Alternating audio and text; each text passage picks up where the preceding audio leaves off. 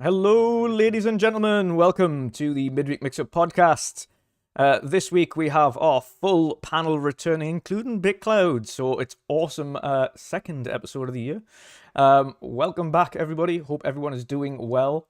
And we've got a lot of topics today because today, of all days, especially podcast day, has been full of news. Lots of news to talk about, which is awesome. It means we've got a lot of things to talk about with these awesome gents. But we shall get straight into it. First and foremost, our intros. We're going to start with our returning for this year, Big Cloud. How are you doing, sir? What you been up to? And have you managed to get much gaming in over the festive period? Well, I plan on getting gaming done now. That I cleared everything off my schedule. Everything's set for 2023. Excited. It's good to be back. Yeah, I missed everybody. Definitely looking forward to talk about these topics and get into this awesome year of gaming. So it's gonna be a great year, man.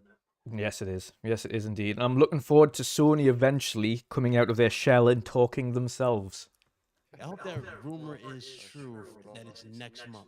Hopefully that is true. If it's Hopefully. true, Hopefully. hey, that's awesome. But if it's not, oh boy, here we go. Here we go Yeah. back to the winter. Yeah. Because they're probably gonna wait until Hogwarts Legacy drops, then do their show. Then do their own. Yeah. Fingers crossed it's not that long. Fingers crossed. A little low. It should be all right. We shall see how it goes. Yes. So, next up, Mick. How are you doing today, sir? What you been up to? Good man, yeah. Excited for the new year. Got some guests lined up for see Tuesday's playcast coming up next week. So that should be good fun. Keep a watch out on the show and the usual feeds, and we will be having a few guests over the next few weeks. So should be good. Not really played much other than Sea of Thieves at the moment, and Skyrim. That's about it really. Waiting for the year to kick off properly.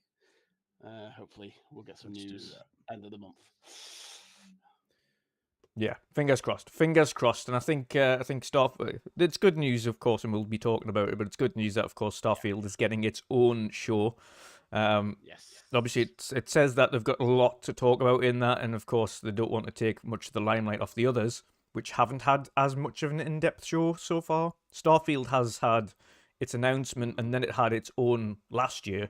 Had more of an in-depth gameplay thing where it showed you quite a bit. I think it was about 10 minutes worth of gameplay that it spoke about, and developers involved, and talking about different things and factions and weapons and creating everything. So we know a lot about Starfield. Better sound wise in the chat. Yeah, that's testing. Yeah. That might be it. I might have fixed it. Sweet. Yes, awesome. So yeah, fingers crossed. We've got a lot to talk about, and I'm excited to talk about this actually. So we've got a lot of things to get through. Next up, Broody Burger. Boxy, how are you doing today, sir? What you been up to? What you been playing? What's up? I'm super hungry. I've been busy at work. Yeah, I learned earlier today that from now on, all Microsoft employees do not have to report in their vacation. They can take off as many days as they want. So I'm currently thinking, yeah. Job change. Filling out an application form as we speak. I'm writing my CV together as we speak. I simply work for the wrong company. I still have to work for my money, and I did that like literally 10 minutes before I came to the show. So I haven't eaten yet, and it's always dangerous if a Boxenberger has not had dinner at 8 p.m. But that might be the reason why I go AFK at some point for a bit. So just heads up. We get you some show. We expect your I'd cameras to love go off. schnitzel, but it's gonna be probably some sandwich or something. I don't know. Mick's got plenty of Oreos, he can feed you some. Let's give him a bologna sandwich. Yeah, I heard Xbox has Oreos now, but I don't have them yet, so I can't eat those. You're not missing anything. They're overrated anyway. Ugh. You said Oreos are overrated. What? Oreos are overrated. Shut up, Jen. How dare you? Can I get a timeout for Jen in the chat, please? Golden Oreos. I mean, they're okay, but they are no Fox's biscuit, mind. They are. No. You guys are eating By the the wrong way, Oreos. Yeah, Eat you the get golden that. Oreos. Microsoft Stuff thing. Sean knows what it's about. Oh, Stuff Sean knows what y'all it's eating the about. wrong Oreos. Eat the golden Oreos and come back with this conversation. I'm just saying. I'll make an exception for the peanut butter Yeah. Oreos. That's it. It's a good shout. It's a good shout. Asante, what's up, dude? But Good to see you. besides Oreos, the chat is going wild here about the Microsoft thing. Let me read from Tom Warren. He tweeted that thing out. Microsoft employees are getting unlimited time off. Microsoft will no longer require US employees to formally record vacation starting later this month, and they are getting a payout for unused days. Wow. Oh man, I used to live That's on the that. thing. I used to get That's the all thing. my Christmas shopping was done with that once upon a time, and then they changed the Yeah, system. it's Oh crazy, my guys. god, that is crazy. Super crazy. You've been playing much, Boxer. You managed to get any Age of Empires in it. Have you retired now that you're platinum? Yes. I feel very comfortable now. Yeah. Comfortable now in the platinum rank. Yeah, I'm settling in. I'm making my way towards platinum 2. That's the next big step. Uh-oh. I'm loving it, loving it. Yesterday I got my ass handed by like the highest league, except the the esports league. Is after platinum comes diamond, and then you are entering the esports area. And yesterday I played against a diamond player, and I thought I get my ass handed, but I did very well. He beat me at the end, but I thought I did really well against such a high level player. So yeah, man, I'm having a blast with H.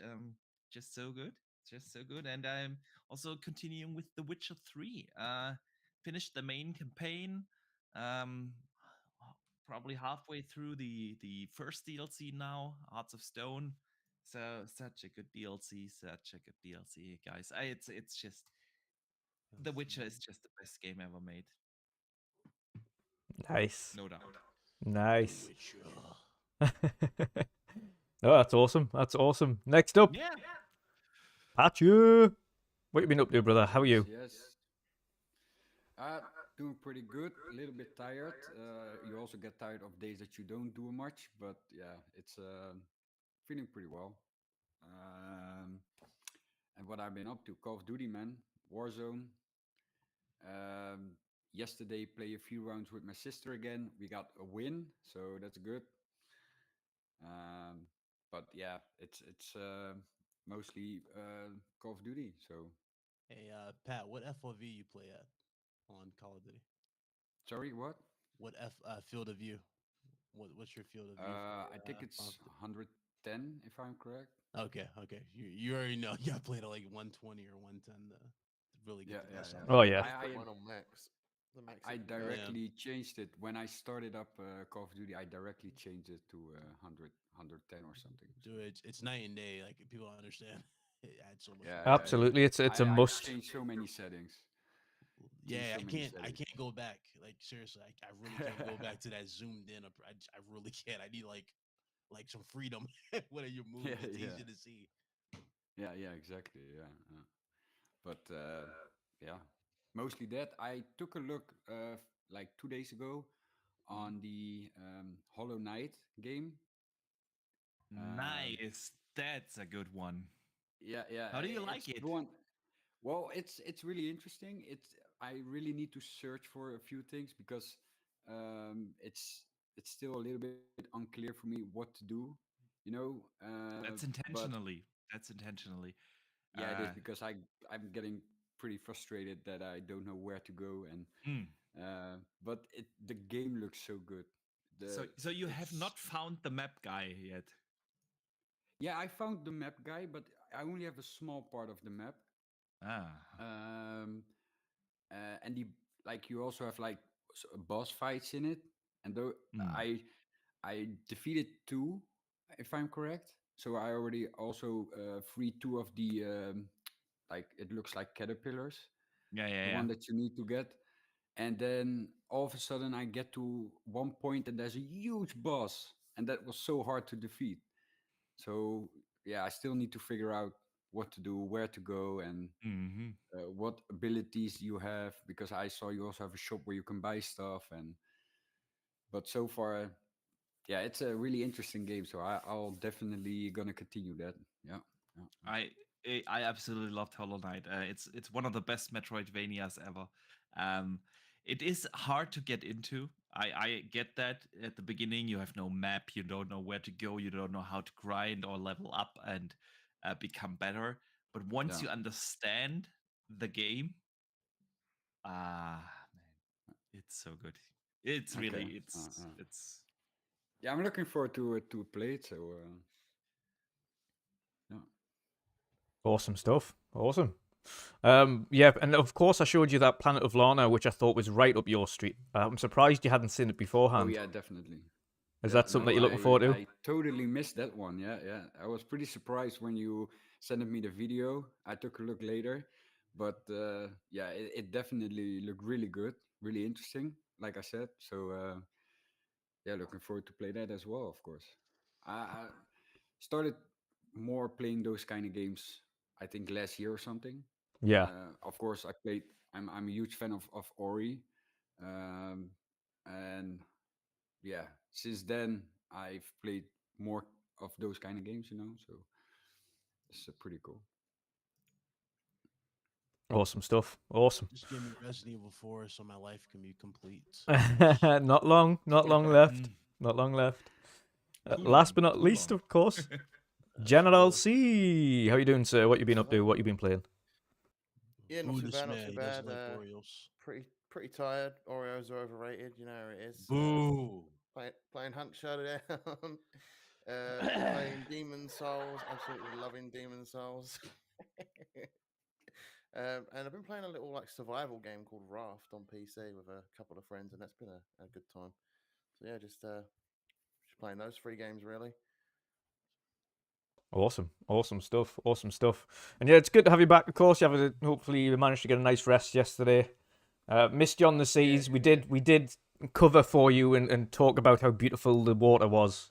Uh, it's like a requirement these Somebody days. fell off the boat and played an instrument and everything. We were covering for you. Yeah, I just needed a switch off day yesterday. I was mentally drained.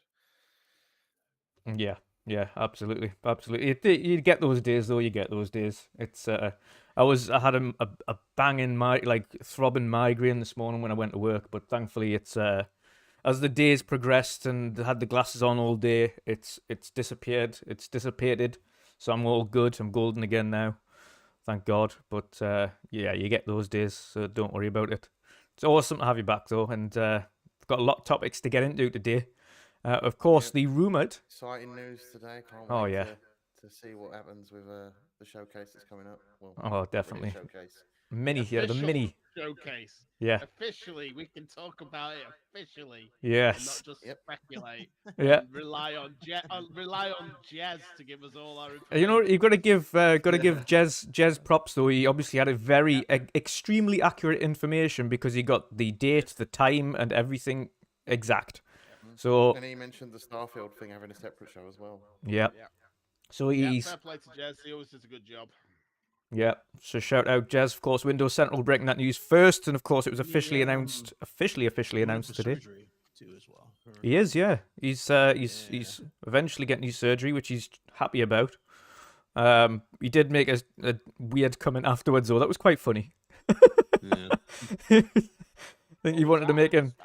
He said he said he was going to ask the doctors if he could keep his excess skin so he could make an evil or dead skin or something like that for the console. Yeah, some weird. Some weird. Jazz. I don't know what that's going to translate well. No, I think it might smell after a bit. Unless you like maggots. Oh dear me. But quick shout out to Stuff Sean, member for 9 months now as a mix-up berserker. He says, with the Xbox show, does this mean they are listening to gamers or is it a coincidence of fate? Will this begin an actual marketing spree for games? Oh, it's a good question. It's a good question. Boxy, what do you think? It's a good question. So I think that they did listen. It is a fan feedback that has been given for years.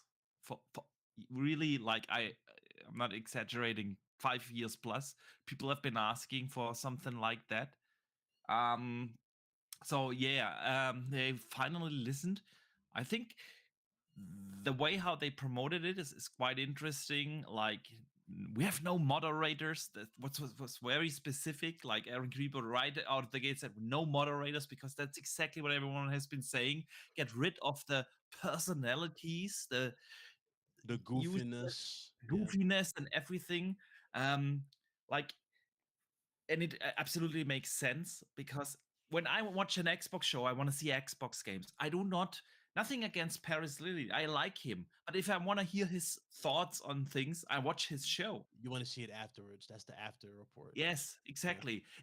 If I want to hear people's thoughts and opinions or reactions or whatever, Hmm. I want to be them. I want them to be genuine, and I have access on YouTube or Twitch or whatever to the people I want to hear the reaction and opinions of. So I don't need them in an Xbox show, and it's finally they listened for the first time. Yeah, they have no moderators, and they actually directly advertised it. So they Yeah. also listened like to the shitstorm after Chess's announcement. Like okay, Starfield, acknowledge Avowed. Starfield. No, no, no, not. The thing is, everyone was like, "Oh, Starfield's not gonna be at this showcase," like Chess Oh said. yeah. Yeah, Yeah. so big mistake, big mistake. So what they did is directly reacted to it in the announcement. Okay, and Starfield is gonna get its own dedicated event. So yeah, obviously it's all direct feedback given. We want to hear the developers talk about the games and show their games and see gameplay. So I'm super happy with what they announced. Yeah. Cannot wait. Makes total sense that so that they follow like a Nintendo and a Sony thing. Also, the phrasing suggests that this wasn't the last one. It's our they announced it as our first developer direct, and given the amount of studios and developers that they have now, even Gonna without need this. ABK, Yeah. yeah, you kind of need this. Exactly. It's just not good enough to have one big E3 show. You Hmm. kind of need like regular updates spread across the year, and it kind of looks like they finally come to this point where they say, okay, now we feel confident enough to do this on a regular basis. My guess would be like quarterly or something, so that we get like 3 or 4 shows of this during the year, and maybe 3 smaller shows, and the fourth is then the E3 thing. So yeah, man, I'm pretty happy with it. I'm pretty happy with it. Will this start a proper marketing campaign? No way. No fucking way. Um, Microsoft does not want to spend money on marketing after 22 years of Xbox. Yeah. We have to come to this conclusion. It's not a Yeah. new revelation that you No. need to tell people that you have a product. You know that they knew that 22 years ago, and they still have not decided to market the games. What they will do, and that was always the strong suit of Xbox, um, is like having this relation to the fans. And I think that's what the developer direct is. The developer direct will not bring in any new Xbox fans. It's not gonna happen.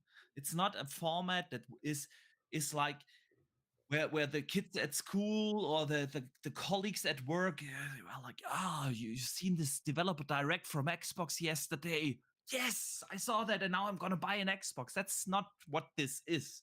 This is Yeah. for us fans, the people involved in gaming. We are happy. It's for us. It's for us getting excited about the new games, getting the infos we want.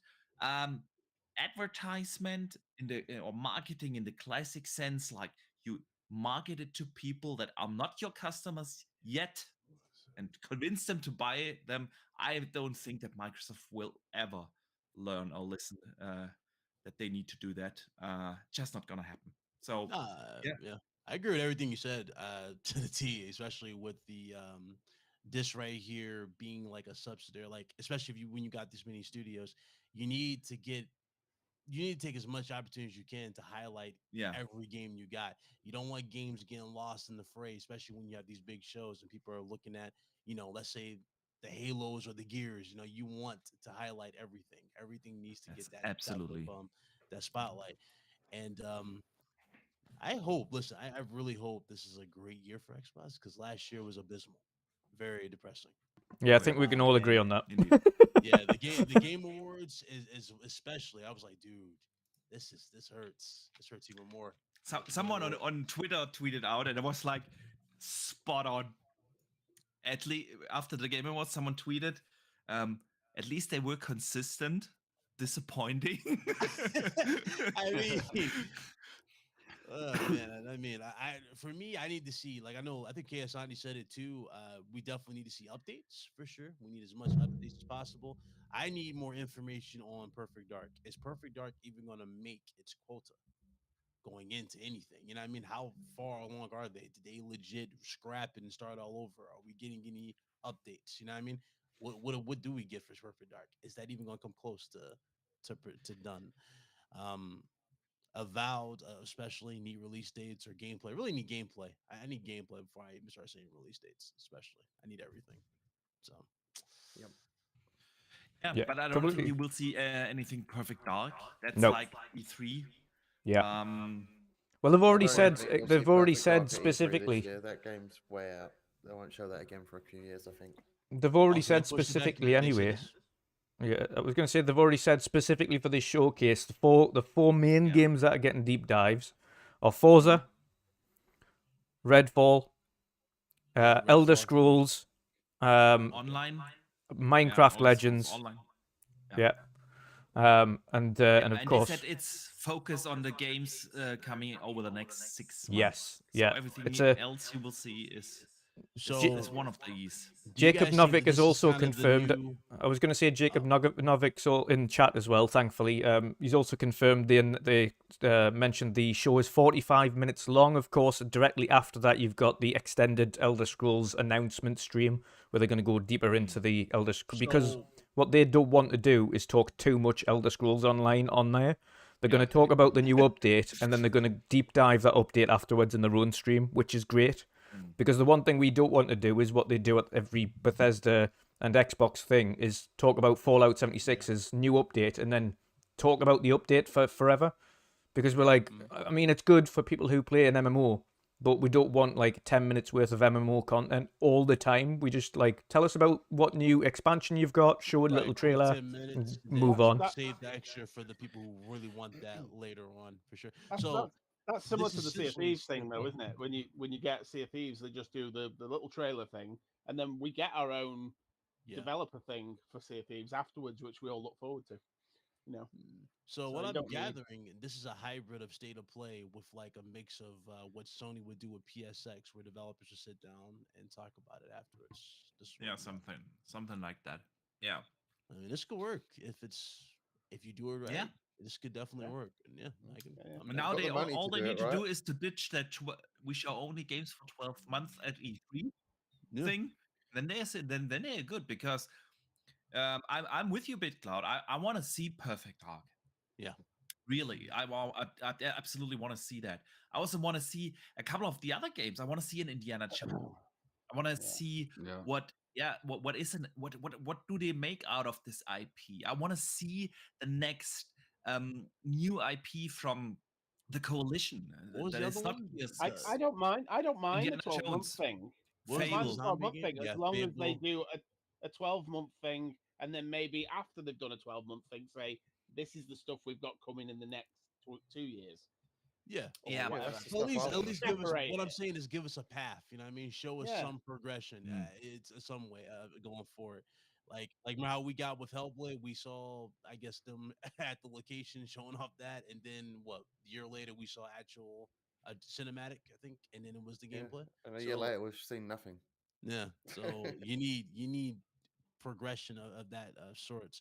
Like what's Undead Labs game?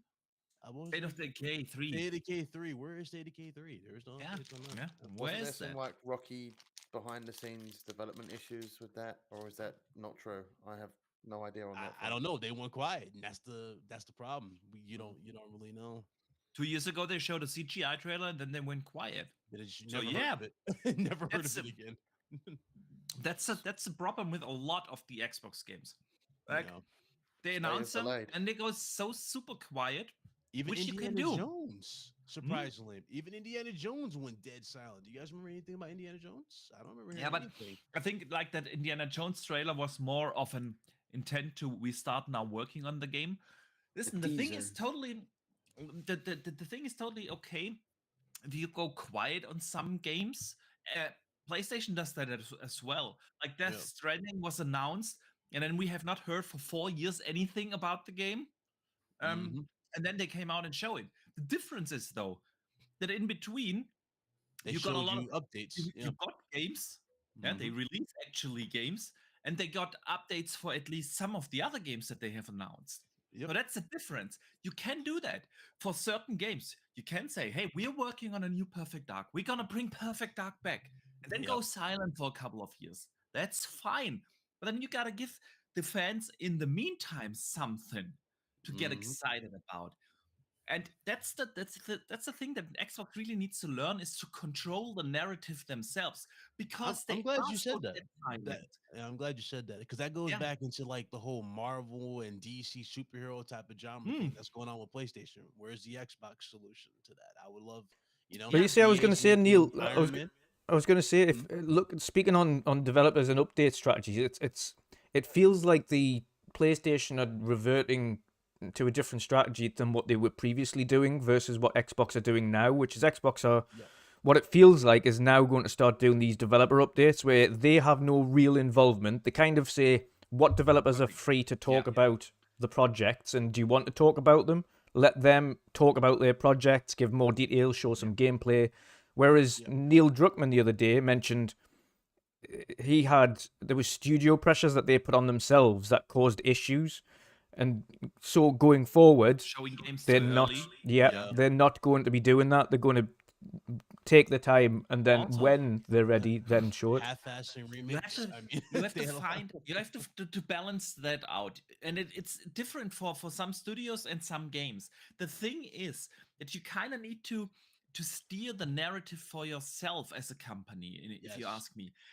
What Xbox has done for too long is like be radio silent, and with that the fanboys take over the narratives. Then you Yeah. get the stories of an Undead Labs being in like the worst company to work for, and a rumor here Fable is in trouble, and this is happening, and that of Right. course And you're happens. looking around like, Microsoft, you gonna debunk this, help out with this, and it's like Yeah, you don't get nothing. exactly. Yeah.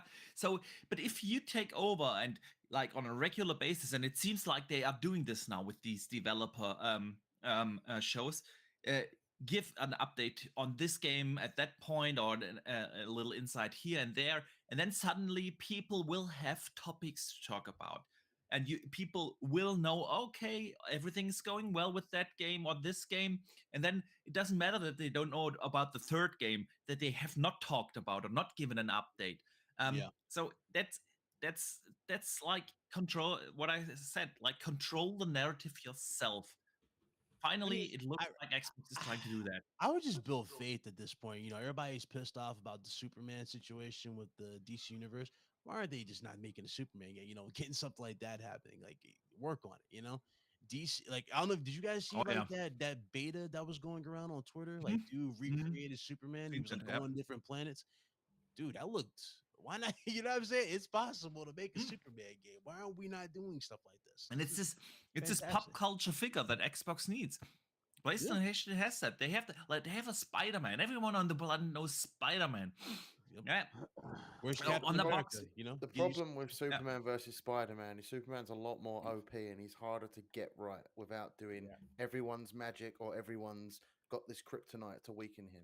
And then Superman becomes boring because he's easy to beat. That's a problem with the Superman game.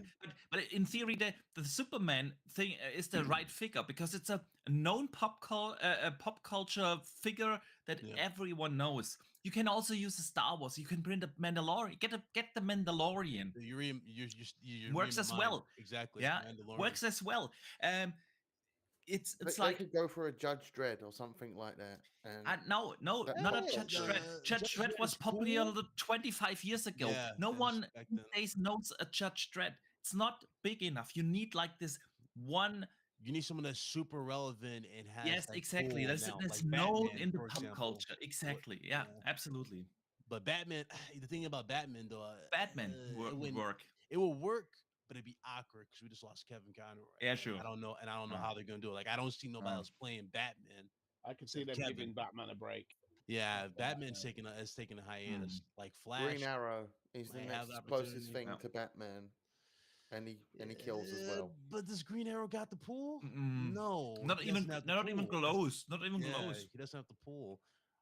Like that's the thing. Like most of the people who got most of the pool, even the lightly supported characters are MCU related. So you can say like Captain America, you can say Doctor Strange, you can say maybe Punisher. It's a good example of this. An but actual Punisher's decent me- is Deadpool like game, his- an actual decent Deadpool game that's just gory as hell and full Yeah, of give me the like it's full proper rated like X. R-rated Deadpool game. A really Yeah, good like one though. yeah, after seeing Suicide Squad, I mean the possibilities are really endless because Suicide Squad looks amazing from Rocksteady. That looks amazing. I don't know if you guys are hyped for that. That looks really, really good. It looks better than what we got for Gotham Knights, but that just shows like there's levels. Developers here creating stuff. Like it's possible to make something really, really good, but you just need the right character for it. And I don't know, man.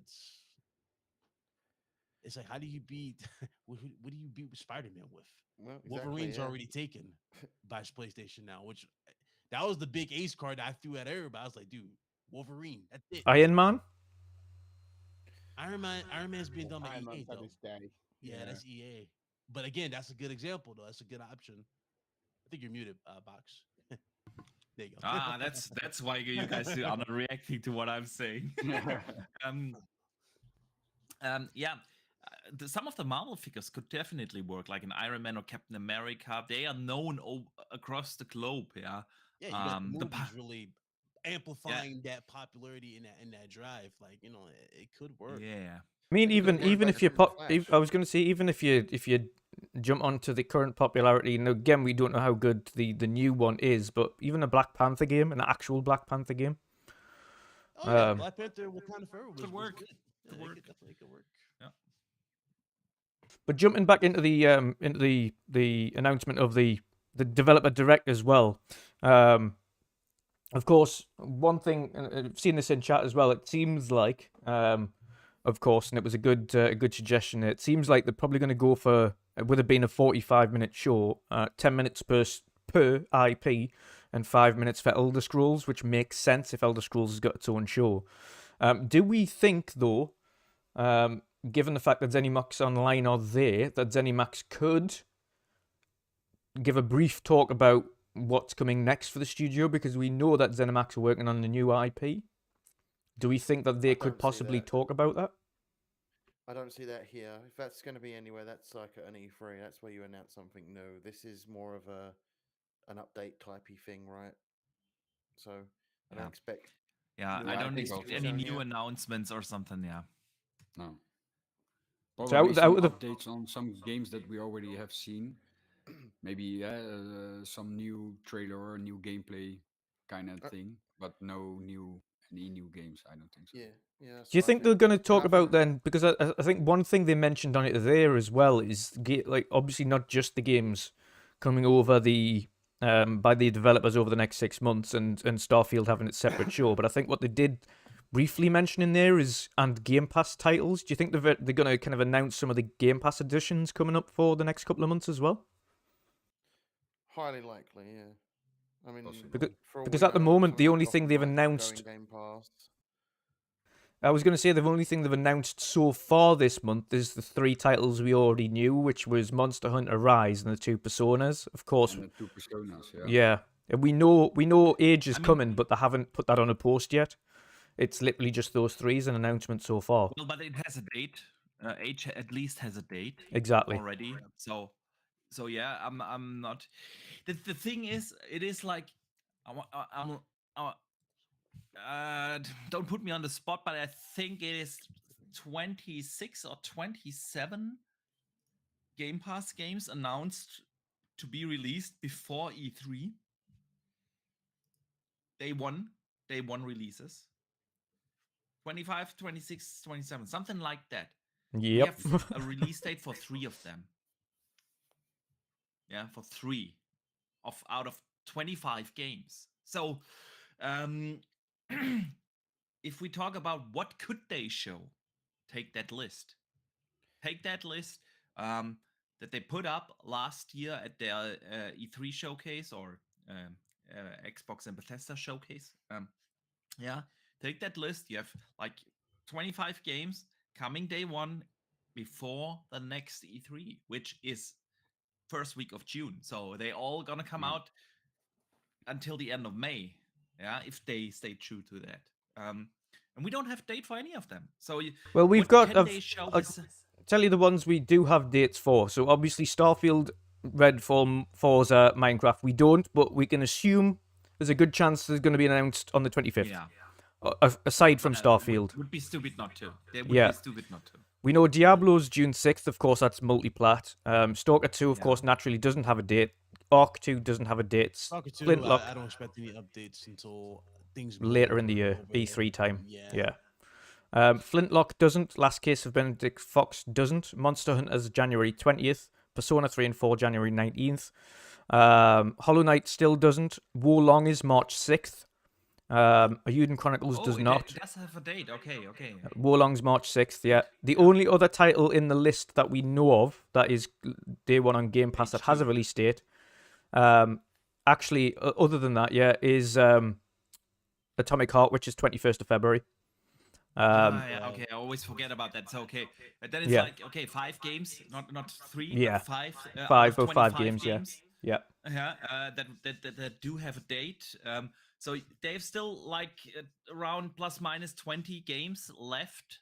Of course, bigger and smaller titles in there that need a date.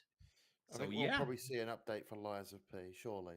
Oh, yeah, definitely. Forgot Definitely. about that. That's the Pinocchio game, That's right? the only game. That's the Yeah. only game that they said is not in this 12-month window because Lies of P was Gamescom and it was not included in their list. So I'm They're not sure probably if we see. cutting current gen consoles. I'm pretty sure that was cross gen, and they probably cut the current gen consoles or something. I don't know. Yeah, I think so. Yeah. Minecraft But Legends as well are based on their page. So this is the funny thing. So Forza Motorsport is spring 23. Minecraft Legends on their own site as well for Minecraft Legends also have a release window spring 23. So both of those are set for spring 23.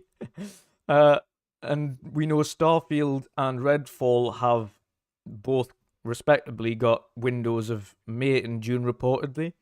So it depends. And again, we've also heard rumors Starfield could release sooner, but we'll have to wait and see. I know Archie thinks it's going to release more around the March, April time, or could release that early. I think Jen also thinks that now as well, possibly. Although, with them coming out and saying it's going to have its own separate show, I'd expect maybe that separate show, if they're already saying it now, could be early February, and then we get an announcement there. Yeah, Yeah, and then definitely. release date end of March or beginning of April. Yeah. That's what I Yeah. thought. April, Yeah, that's a maybe good late point, yeah. April at the latest.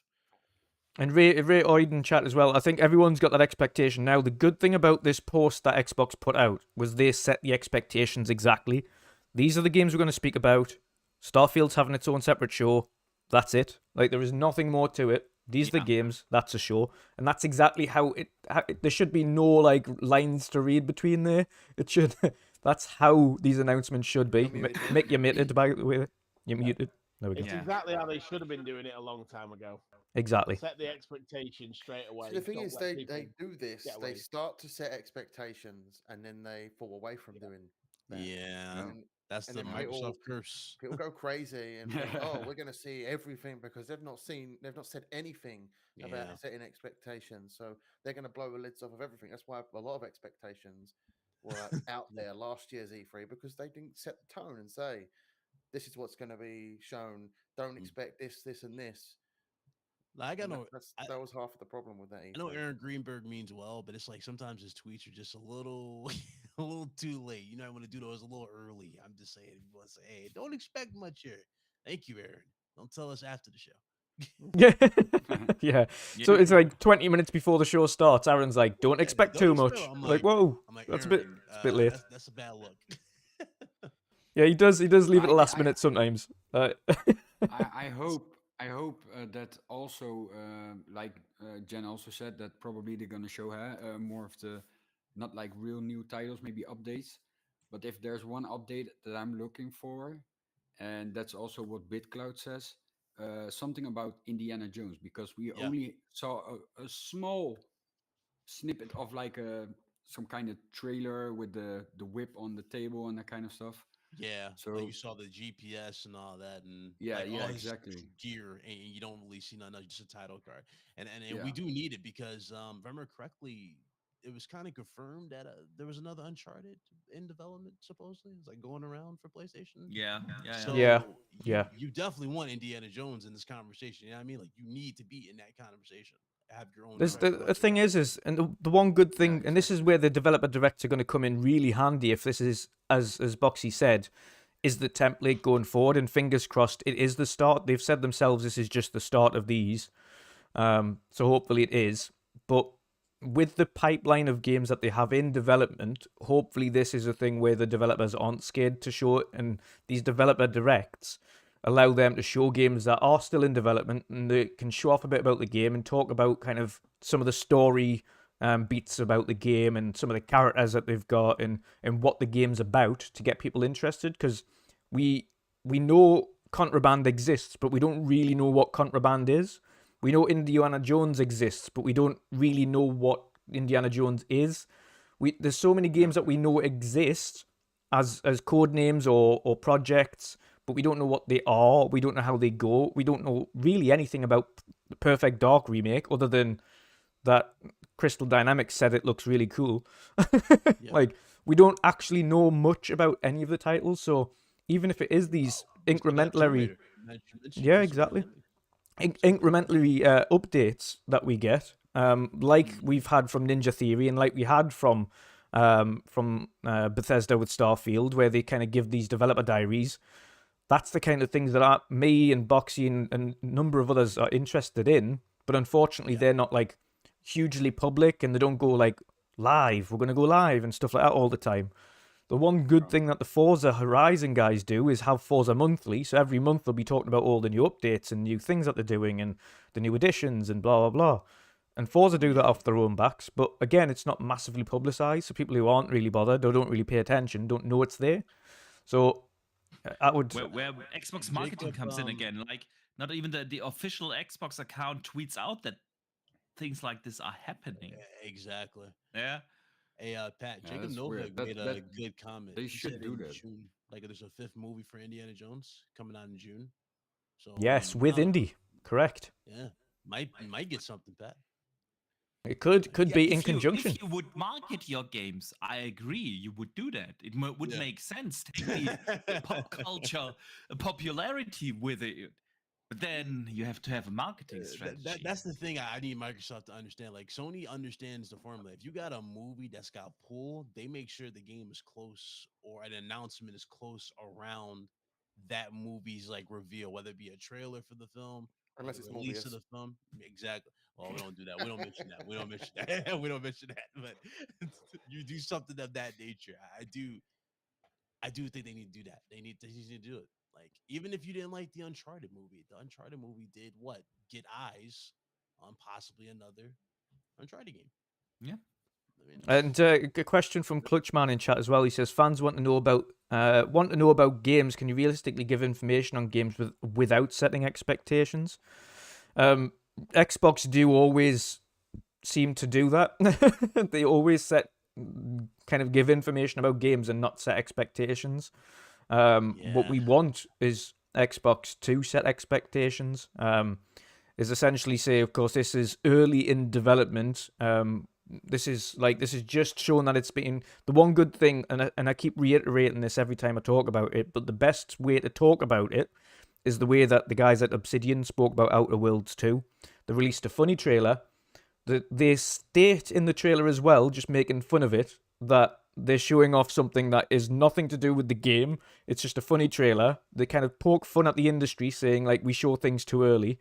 And they haven't even decided on a name, or the characters, the music, or anything. Like, it's essentially what they said is, yeah, we're announcing it's developed, but we haven't got a clue what's going on with it yet, but it is getting worked on. So just to give you expectations, don't have any expectations because we don't know what this is going to be yet, but it's getting made. Do you think they're afraid to do that in general, just because they fear disappointing people? I think the studio heads at each studio have their own fears. Like Obsidian, or again, it's one of them studios you can pretty much rely on to get things done when they say they're going to get them done.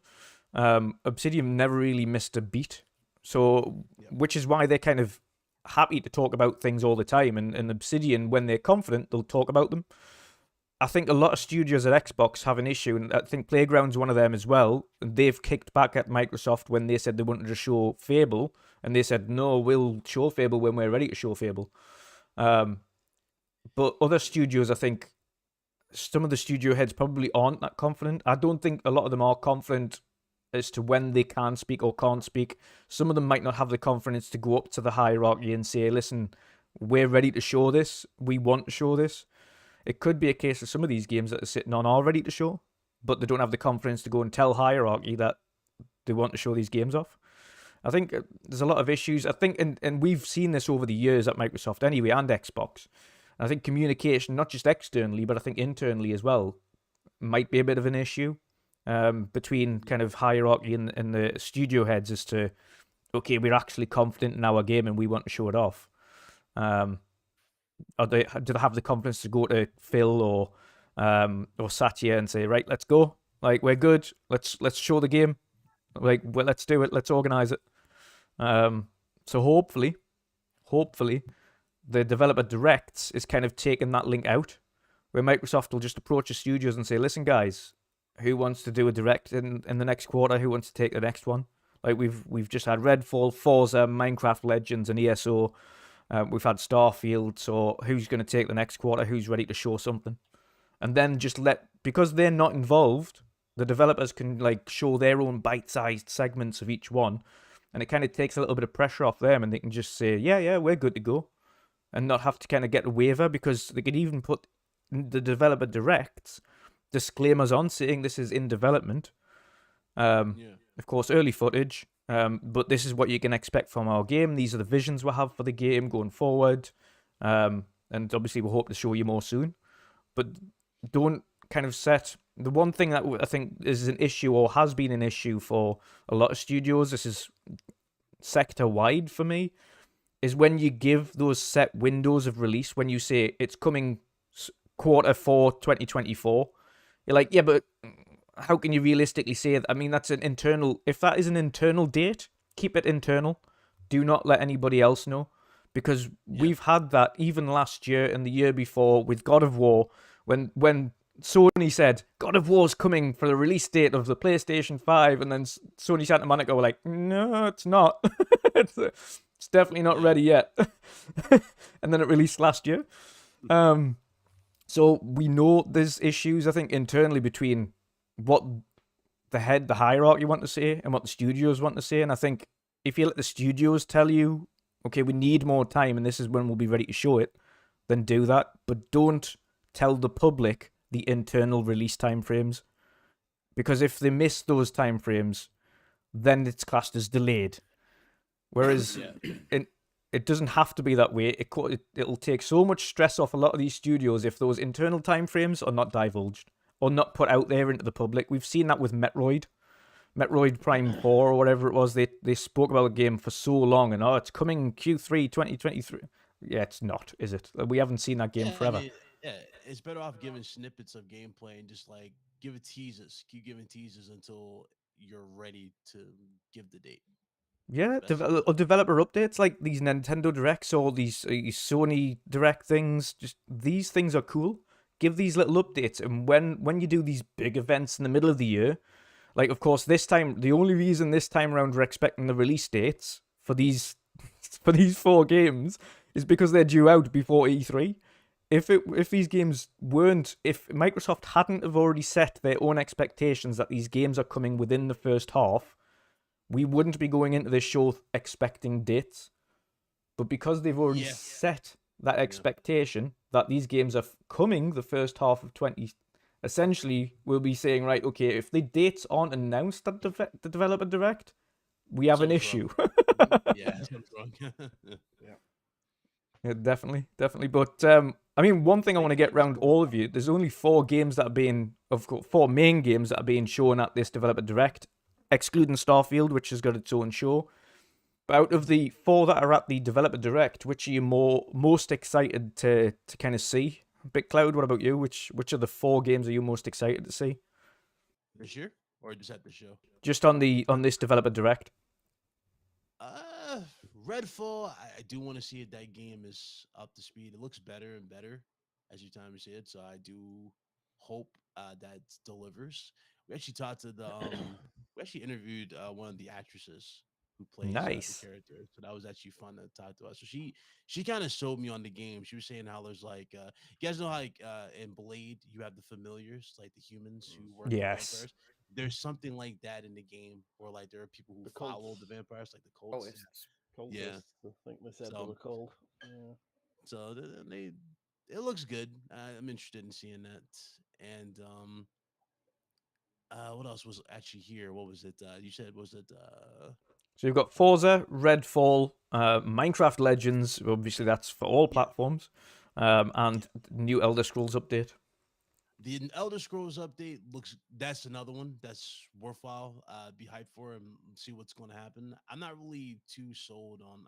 I don't really care about the other announcements, to be honest. Like Minecraft's never been my type of game. It's never been that. And the other one, which was what was the other one? Forza. You said Forza.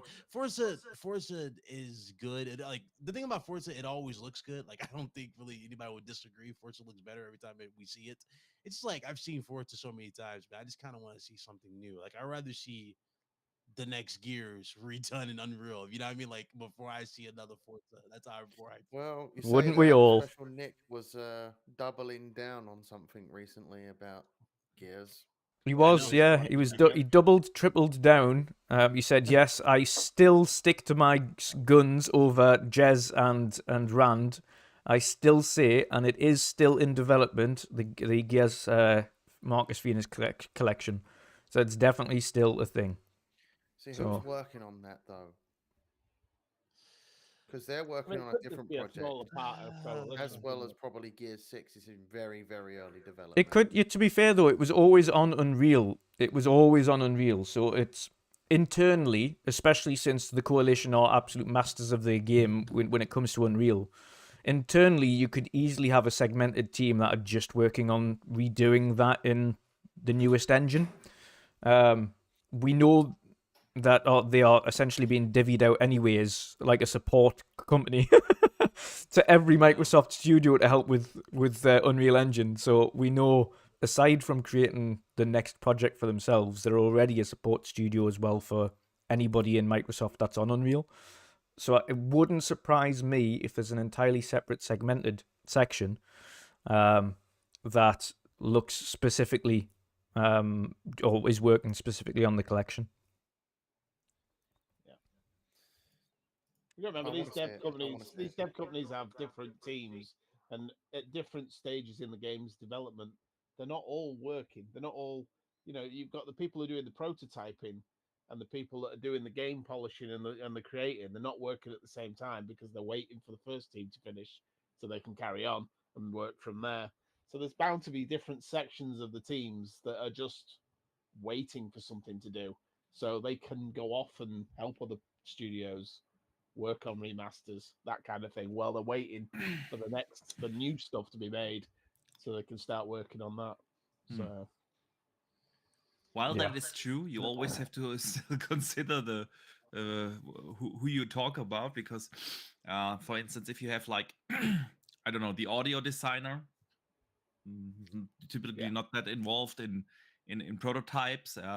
They are just waiting and sitting around.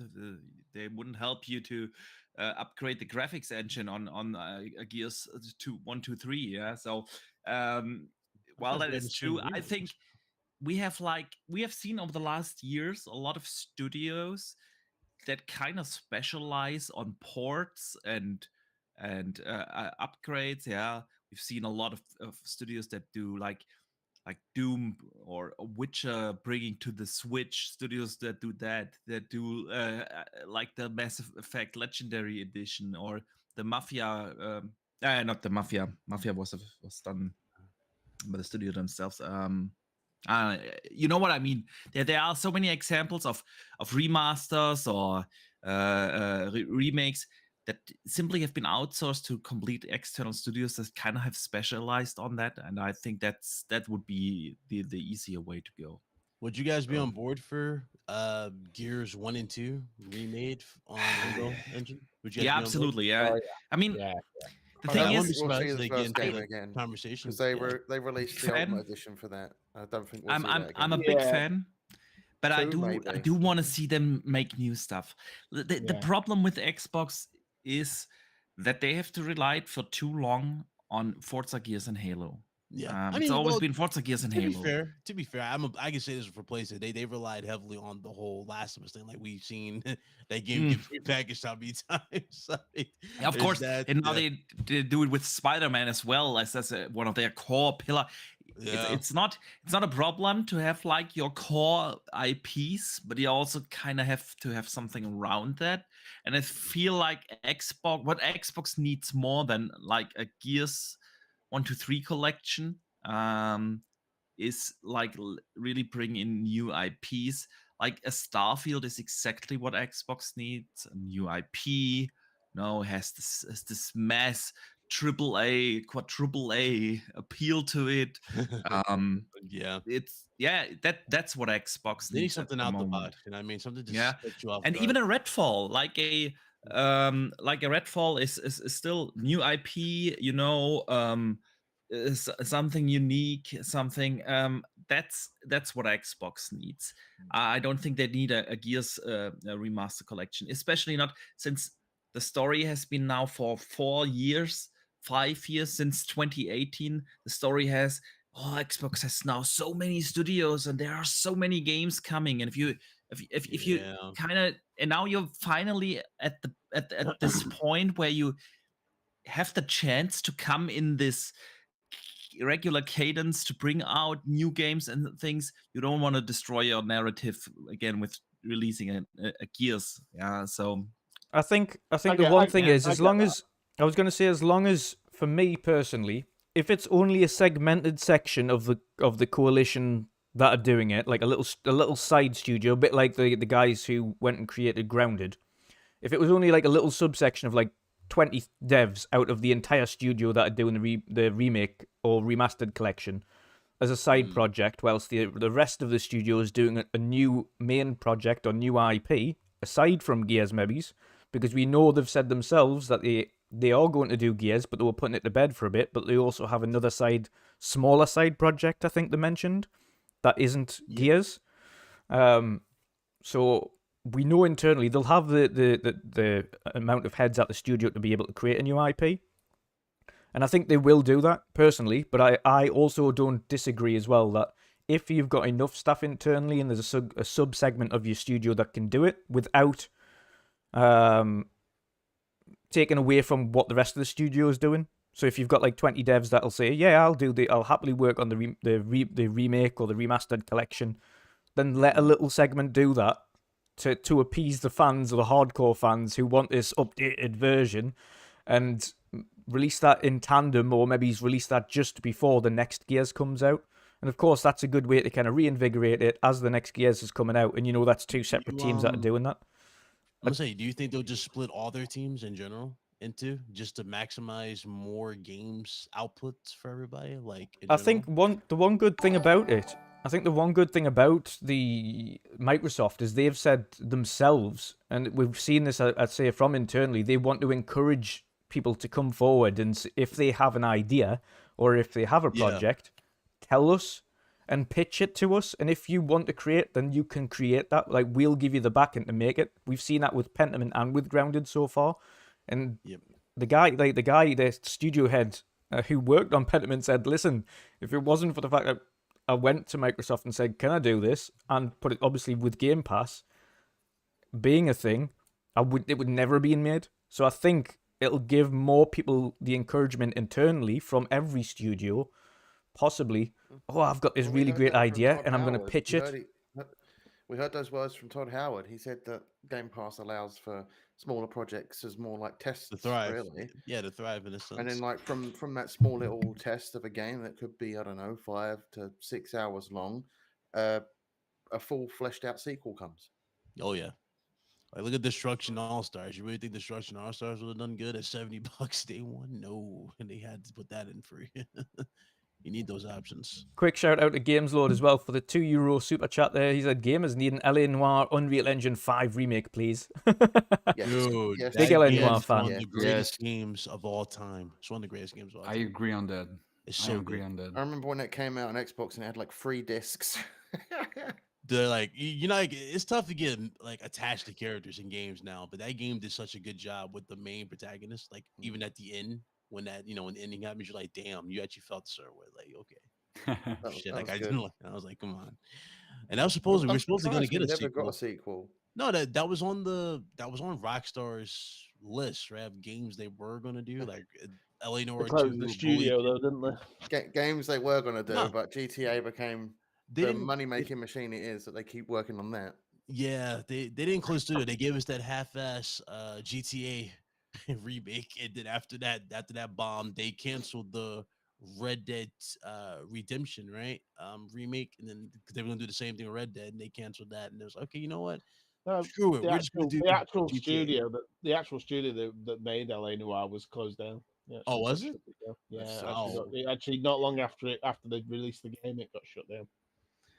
Is Bungie making SOCOM? I would hope so. That would be fantastic, or at least Oh, they need to bring hands-on. back SOCOM, man. They need to bring it I back. wouldn't say they'll be making it. There'll be a system with it. Yeah, everything multiplayer specific. Best believe Bungie's going to be there all the way forward to help them build that and set that up. Definitely, they need. You don't waste money on Bungie's expertise and not use them. Oh yeah, that's Just why do Neil. it. If you pay attention to Neil, what he's saying, factions are going to be the most ambitious thing we've ever done. Yeah, you got Bungie helping you out with this. So of course, it's going to be very expensive. But again, another thing I fear is what I fear pay to win aspects. Lucre. I fear that type of stuff. But it's going to be a service, so that's what's going to happen. Yep. For me, I think out of the developer direct as well, for me, I think the most thing that I'm looking forward to seeing the most, because with Forza, as you mentioned, BitCloud, you know what you're going to get. It's going to look unbelievable. It's going to look really pretty. It's going to be the showcase piece in terms of visuals for Xbox of what it can do visually. Great. That's fantastic. I know what I'm going to get with Forza. Just give me the release date and I'll be happy. With Redfall, I'm really excited to see more of the open world aspect of it. They've mentioned it themselves that, and I think people that have actually spoke about it said actually it's far less like Borderlands and a little bit more like their take on what kind of a Far Cry universe. So a little bit more open like that with side quests and stories. It's more like they're saying it's more along the lines of a Far Cry 2 and not like everything that came after that. That worries me. Yeah. If it's more like Far Cry 3. Not like Far Cry 2. Yeah, 3 onwards for me. 3 was almost peak Far but Cry it's for good me. that they compared it also to Stalker, and Stalker was awesome. So I've honestly not liked a Far Cry game since the original. So I mean, I think we all got a little bit more excited when we heard that id were helping them with the combat and the shooting mechanics. Because obviously that means we know the combat gameplay is going to be fire if id are involved. If it handles anywhere near as smooth as Doom does, then we are in for a treat combat-wise. For me, I just want to learn about more of the story. How does the story arc work? What is the open world? The mentioned about the the audio where you can be at nighttime going through a kind of a wheat field and you can hear whispers of vampires and things in the background. So it sounds like the that's 3D good. audio is going to be with awesome. that. Like, I remember So, that movie From Dusk Till Dawn. Remember how you hear the whispers in hell like they're Transformers, like kill them. Like that'd be cool. Just still gone. So good. So yeah, that's what I'm looking forward to seeing most is more about Redfall. Now before they announced this little like kind of snippet update as to what more to expect from Redfall, it was kind of, yeah, I'm looking forward to it, but I wasn't really hyped for it.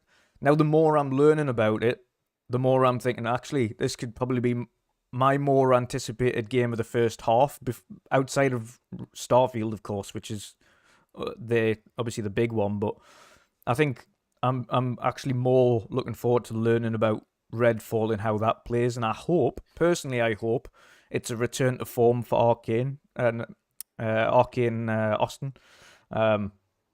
Personally, I wasn't the biggest fan of Deathloop.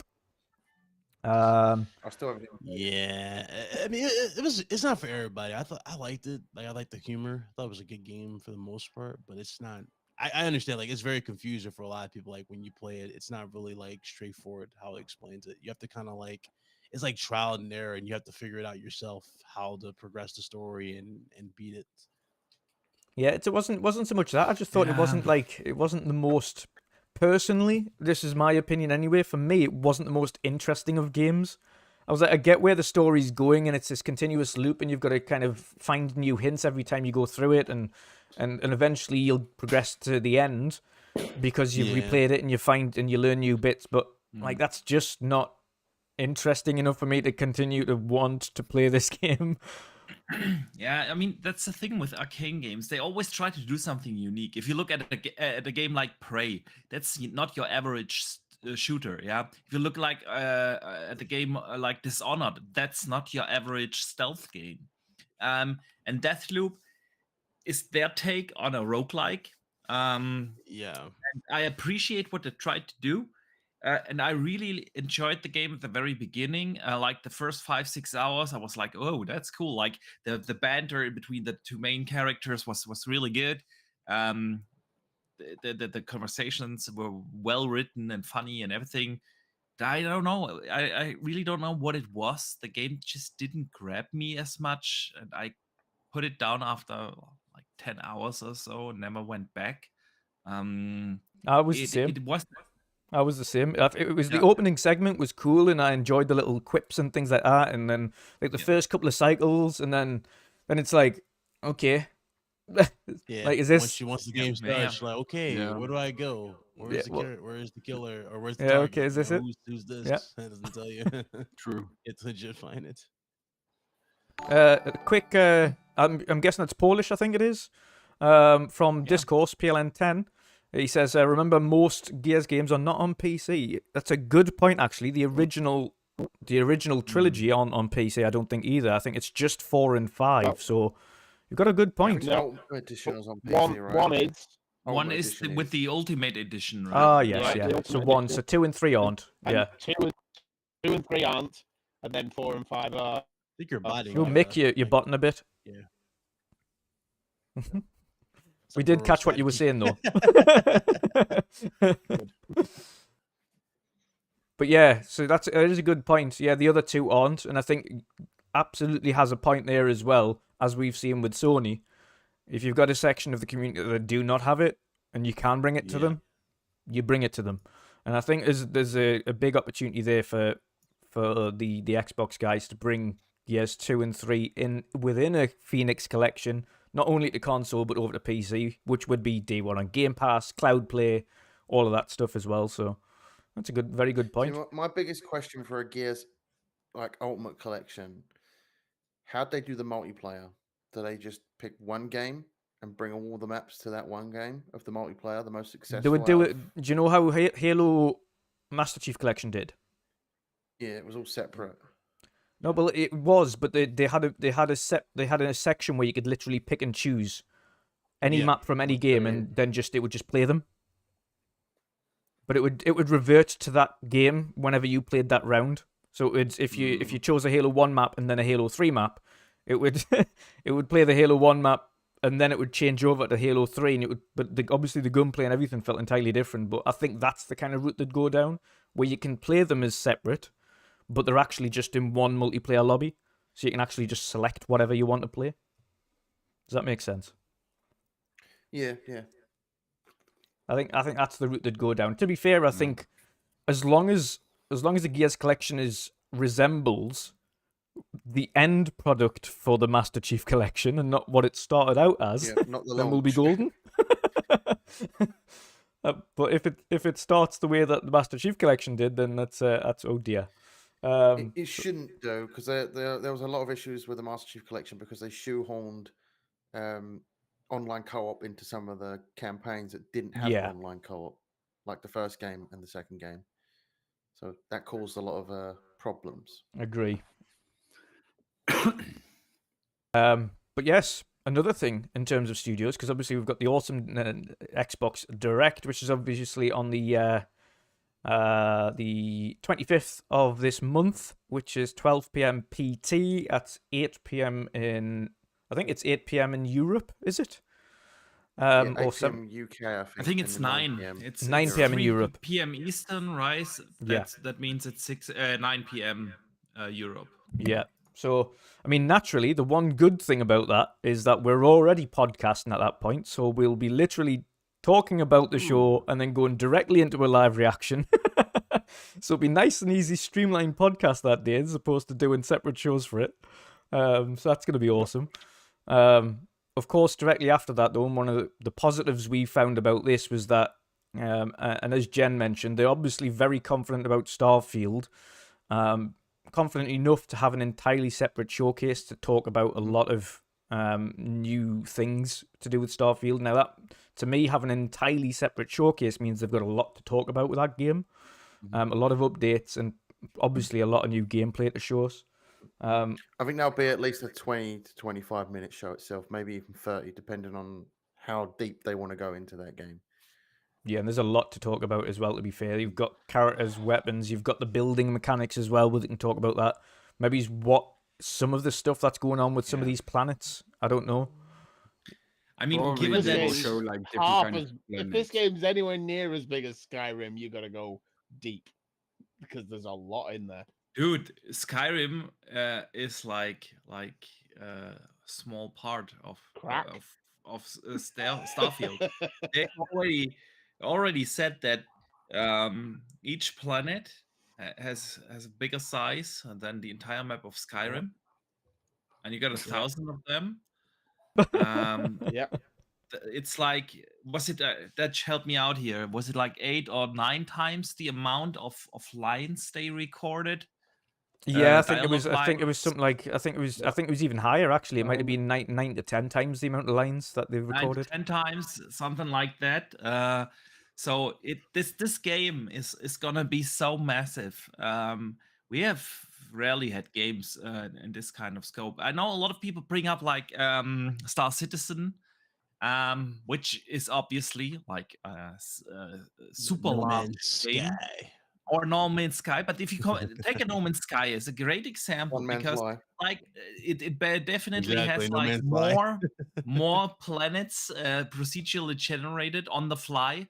The thing is about No Man's Sky does not have like the same story progression and the same amount of side quests and everything.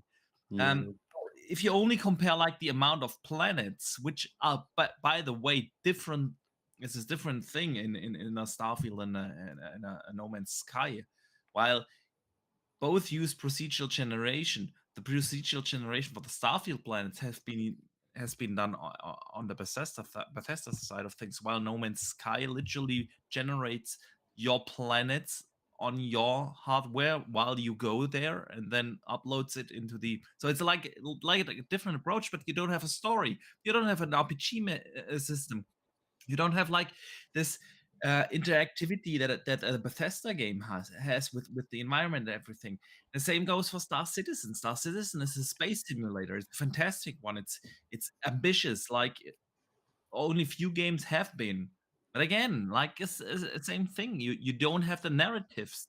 You don't have the side quests you can lose yourself in. Like you can spend 200 hours in Skyrim and not even have started with the main campaign easily. Yep.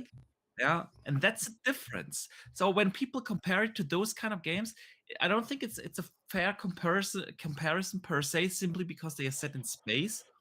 I think we should always think that Starfield is a story-driven, a narrative-driven RPG. That's what Starfield is, and that's what Bethesda do.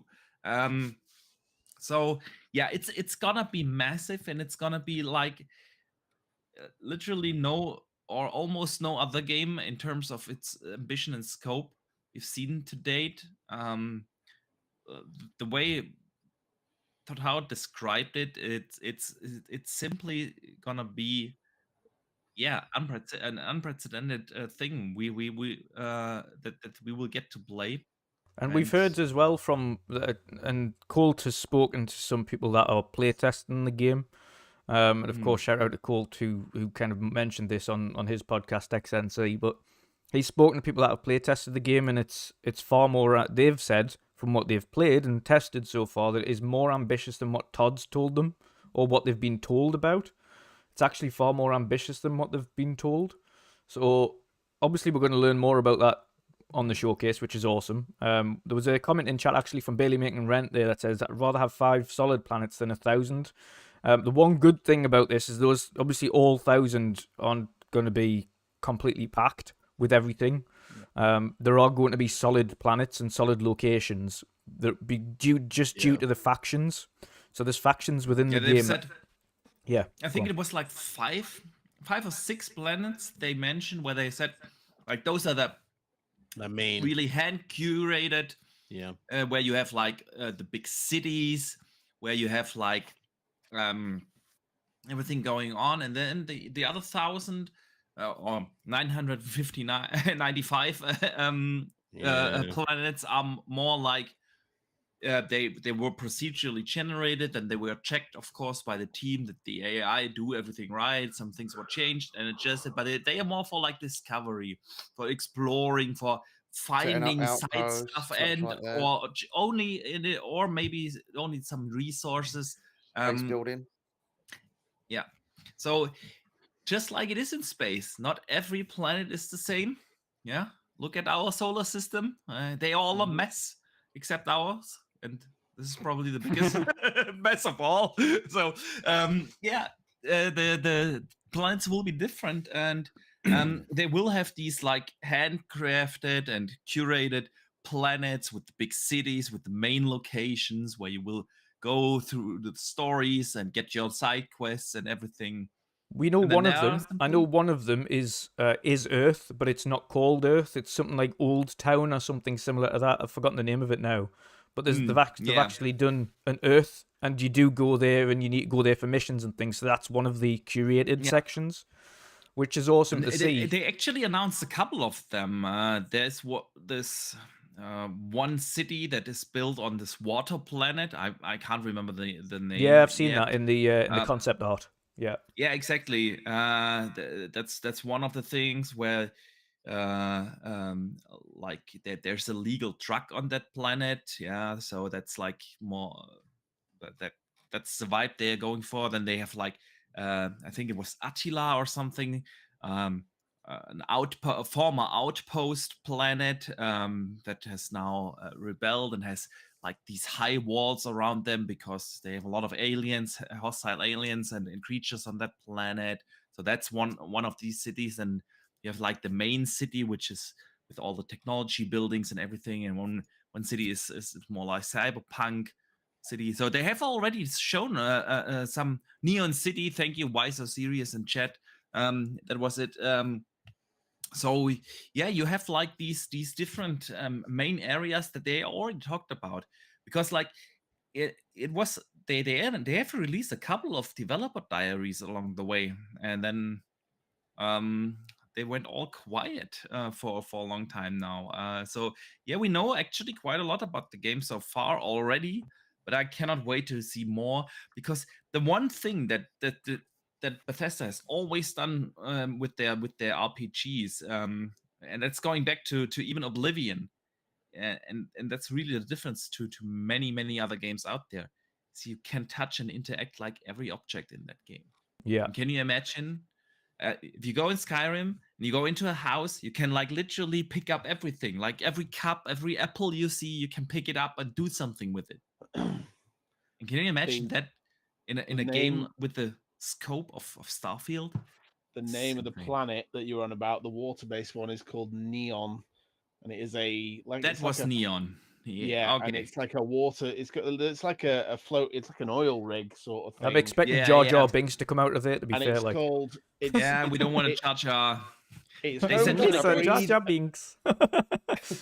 home to a breed of psychotropic fish that creates a naturally occurring drug called Aurora. Yeah, See, that there you was- go. I told you about the drug thing. Yeah. Yeah. Yeah, I think we mentioned this a little while back as well, though, Mick, and on this show. But I think the one positive thing that we've got to remember about the community of modders and the community within, because of course this will have a modding section to it, like every Bethesda game does now, is having a thousand planets specifically. Even if only 5 of them are curated and you've got 1,000 planets that are just for resources, the modding community will undoubtedly be creating separate stories on all these separate planets, and there's so much possibility for the modders to just go and make a planet something unbelievable, and we can fully believe that they will as well. We've seen some of the contents. If you have a look at Skyrim on PC, it is absolutely unrecognizable to what it is on every other platform. Like some of the updates, they did a ray tracing one with like all this ultra realistic foliage and things on it, and it just looks outstanding. But they've also added, like, I'm sure there's the modders on PC for Skyrim created an entirely separate story, like it was an entirely separate DLC.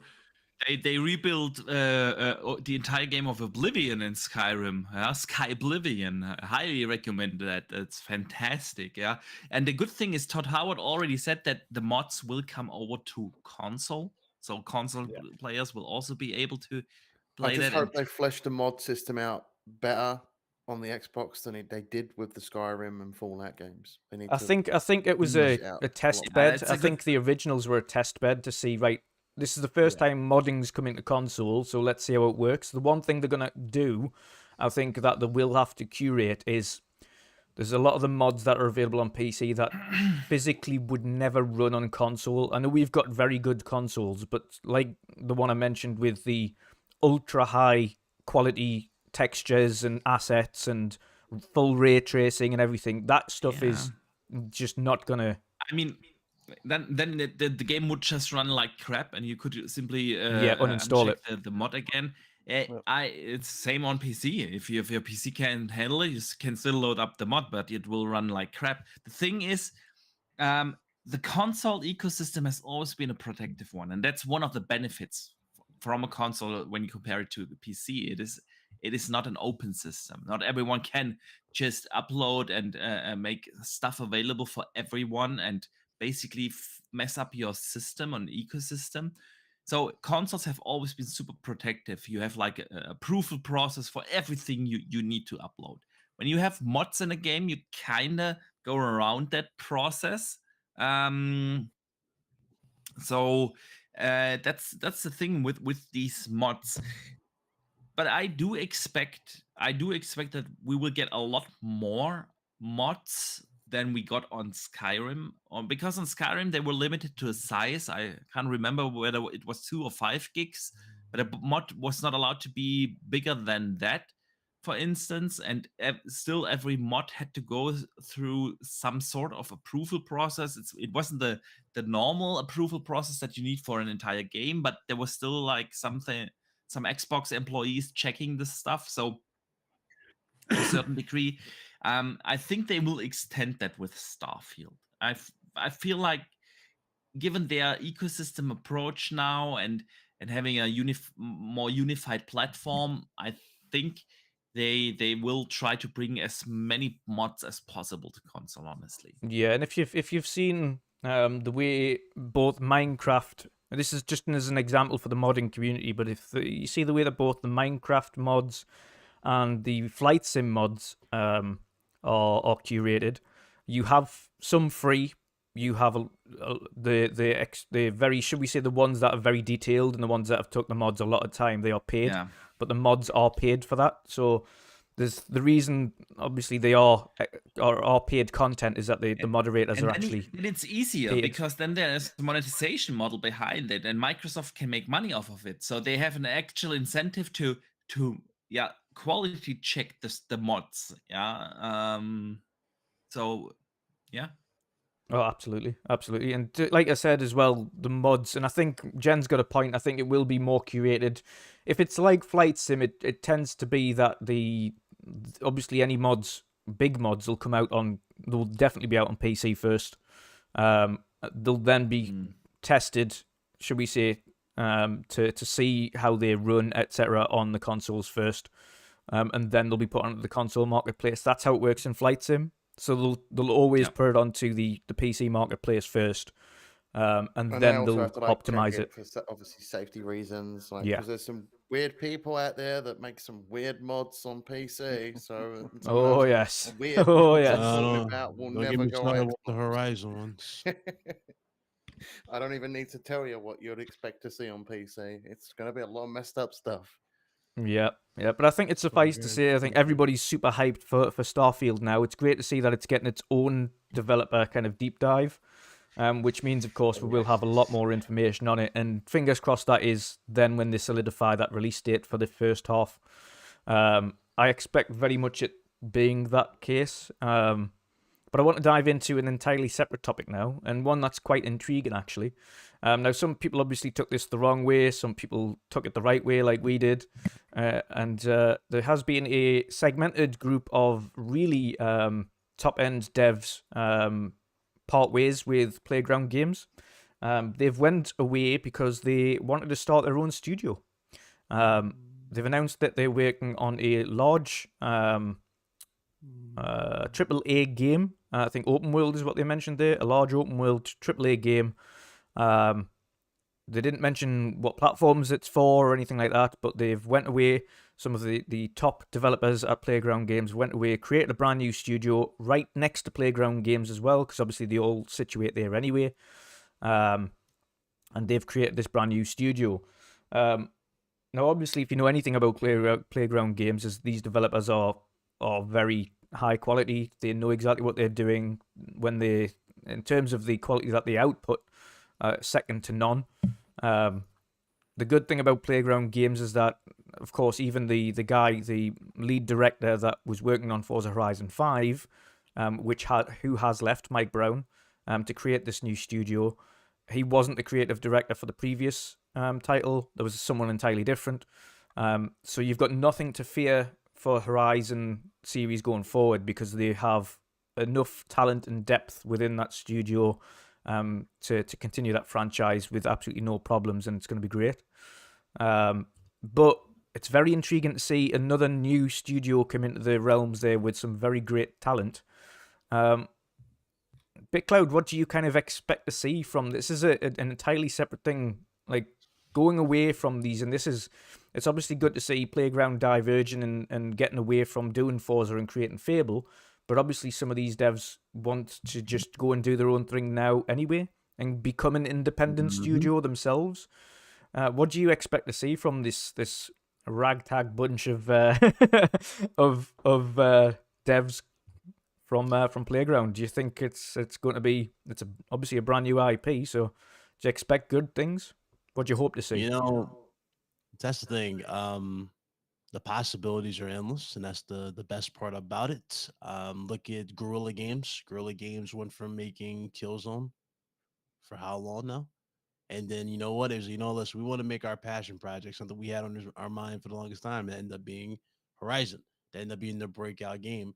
This is an opportunity for Playground Games to have something similar, and really any other studio Microsoft has at their disposal that wants to break away from just the tired formula. You know, what I mean, that wants to make something new, and this is something that Microsoft really needs to get behind because that can be your next, your next hit.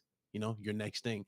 Um, People really want those crazy wow moments. You know what I mean? Like when we think of Gears of War, we think of the Mad World trailer. It still sticks with us to this day. You know what I mean? It's still Yep. Iconic synonymous with trailer. us. You know, Still one of the best trailers ever. absolutely, still one of the dopest things. And you want memories like that. And in order to get memories like that, you gotta let developers be able to really chase their dreams and really push it and give you that true vision. So I'm on board with it. Like, yeah, I remember back when David Cage's games were kind of just looked at as a joke for the longest time. Like some people gave Heavy Rain a shot. A lot of people was like turned on after the Beyond Two Souls thing, right? But what happened? The technology evolved, and what happened? He gave you Detroit Become Human, and that is one of the most insane, realistic games we've ever seen on consoles. You know what I mean? Let them make these passion projects. You'd be surprised what they can do. So I'm Absolutely. pretty sure they can deliver on something big, and it's gonna be fun to see what it looks like for sure. Definitely. We've seen it across the industry all the time. There comes a point where with some of these studio heads, they want, should we say, less pressure of being the head of a massive studio. We're talking like, instead of having a team of 300-400 people that you're keeping an eye on and trying to manage and trying to workflow and things like that, you want to step back and you want to start getting into something that's a little bit more easy to go at and a lot more fluid internally, and you've only got like 40 people or less, and you've got a dedicated team. We said that a lot with passion projects. Like, it's the vibe is completely different. Why? Because they're all having fun. They're really taking their chance. Like, they're just being creative with it. You know what I mean? Pushing it somewhere, as opposed to making something that we've already seen and either improving it or refining it. You know what I mean? And trying to look for that next way of going forward beyond. So this is where it's like the creativity again is where I think they'll just get lost in it if they really find that right IP, if they got the right idea. So that's how I look at it. Definitely. Jen, what do you make of this news? Do you think it's? I certainly find it extremely interesting. But what do you make of the news that these guys have divested away from Playground to create their own thing? It's pretty exciting because they get to make what they really want to make rather than stick to the script, if you know what I'm trying to say with that. Whether they get to make their passion project and see it come to fruition properly and people back that is something exciting. Whether they play it safe and make something that's a racer type game is obviously unknown at this point. Maybe they've got some ideas of how they can expand the racing genre, and that would be pretty exciting too. But yeah, it's not a bad thing. It's never a bad thing when a passionate developer goes off to do their own thing. I mean, we've seen it with people like Joe with Song of Iron. So. Yeah, I was going to mention that. And it's a case of just wanting to step out of that AAA environment and, well, I would say a AAA studio environment. As much as you might create a AAA game, a studio environment like that with hundreds of staff, and then just keep I'm keep sure it so they much probably neater. feel nervous as well because they're stepping into the unknown.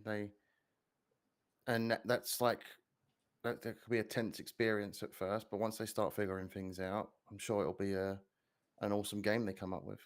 I think it'll probably be a massive mixture of, especially for these are all very high quality devs and studio heads that have left Playground, and it's extremely. I'm personally excited for them because as you mentioned, they're going to be nervous, but you can guarantee the first day starting on this project, there'll be like, should we say, kids in a sweet shop or kids in a toy store. They're going to be like so many ideas floating around. They're going to be so full of excited. Yeah, like one they like. Exactly. They'll be like little puppies. They'll be like, oh, there's so many things we can kind of talk about and so many ideas, and it'll be an entirely new experience for them from that perspective. And to be fair, it's exciting to see that, and it's really testament to where the industry's going now. And I mentioned this on Twitter myself personally. There's that many studios and new studios and breakout studios and indie developers coming out and starting to get into the industry every week and every day. That the industry is in an unbelievable placing compared to what it ever has been. It's far easier to get into game development than it ever has been. And I think the opportunities for people to go out and do this and get funding to create what they want to do is also much easier. Now, we've saw from the likes of CDPR, we've seen from many indie studios as well that they can get backing from the government because it's classed as arts. So they can get grants for kind of creative purposes. So The funding is much easier to gather that way as well. Mhm. So yeah, super exciting for them. Super exciting. But Mick, what do you think? Are you excited to see what these devs can come up with? I am. Yeah, they're a very very talented team. I was unsure as to whether we got independent from Playground or independent from Xbox. Are they still part of the Xbox thing? Seems There's odd that one they're thing going to be one thing they working haven't next to. clarified, but they're definitely independent from Playground. Yeah, but are they still under the Xbox umbrella? They've I don't mentioned think Though they're so. still- they've mentioned They're they've still working sourced closely with though. Seems odd that they Yeah. wouldn't be involved. they've If they're mentioned still Yeah, allowed no. to work with Playground. they've mentioned they've sourced funding, so it won't be from Microsoft. But it wouldn't surprise me if Microsoft, of course, will talk to them about we'll talk about getting the game on the platform, whatever you're creating, and we'll see what you create first and talk about funding at a later date. Like if you don't have a project as Yeah. yet, then we can't talk about it. So when you've got that project, when you know what you're doing, we'll have that conversation. Yeah, it's going to be interesting. Like BitCloud said, it's the when these teams go off and they have something that they've got in mind and they're passionate enough to go and do it. Yep. Usually, good things come from that. So I'll be very interested to see what happens. Definitely. Boxy, what about yourself, brother? What do you think? Well, I don't know. A lot of positivity about this, and while I do think and do agree that it's always good if developers follow their passion and their passion project, it was kind of weird for me to hear that, honestly, because we have been hearing from Xbox for so long that they let the developers do what they want, and obviously there was an entire team sitting at Playground and saying we want to do something else. We want to do this passion project. Why was Xbox not able to provide them with what they need to do the passion project? That was the question I was asking myself, because we are not looking here at one or two people from the studio. We are looking at like almost every lead position there from Playground. So Didn't Rare also have games they wanted to make before in the past, supposedly? Yes, yeah, I think so. I don't know. Yes, probably. So we're looking here at obviously not just Mike Brown as the creative director. We have Chief Operating Officer Harinder Sangha, who left. The executive co-producer Tom Butcher, who left. The Chief Technology Officer Matt Craven left. The content director Garrett Harwood left. The technical art director, the audio director. So I'm sorry. And the studio art director and the design director. Now, basically, what's left? Which director of Forza Horizon is left at Playground? I don't saw that. I did not see this as positive news. Honestly, it throws a very weird shade on Playground. So obviously, the entire management at Playground said, "Hey, we are done with Xbox. We want to do our own thing." Why? You got a good point. I think, and it comes a point because as we spoke when Joe was doing his own, went off and broke away from AAA, he wanted away from big corporation mentality, and I think that's possibly one part guy of it. Leaving. Yeah, one guy, two guys, I agree. two buddies. I agree. It looks a bit strange, but I know internally for Playground specifically is they've been and have been for quite some time been rapidly hiring a lot of these positions. So they will have people internally that are taking over, no problem. They just haven't mentioned it, which is a weird thing. They should be saying such and such is stepping up to take over, which I think they should do. I mean, with every listen, I've learned that in the corporate life I've been living for too long. Yeah. I've learned that for every manager, you have like 10 people underneath them that want to get their job. In every company, that's everywhere the same. So now, obviously, they will find a new creative art director, a new game director, a new audio director, and a new whatever director. Yeah, one of these 10 positions that are now open. Obviously, there are a lot of people that want to become the boss. No doubt. I have no doubt that they will find new people. I'm asking the question, why did so many top managers at Playground feel the need to leave? See, my industry is very much the same as what they're doing. There's a lot of the times when they've been in a certain segment for so long, and I mean under one company, they sit there and think, you know what it is, I want to be my own boss. I want to create, and they speak to other people that have the same mind frame of them, and obviously the people that he's spoken to, which are these other directors, are of the same stances that they want to break away from being underneath Microsoft. And it might not be anything sinister. It could just be that they literally just want to be independent. They want to do their own thing after being in the industry and working under Microsoft for so long, as they just want to break away. But yeah, I understand kind of the pessimism around it completely. I understand it because it can happen. Oh, Pat's just jumped out.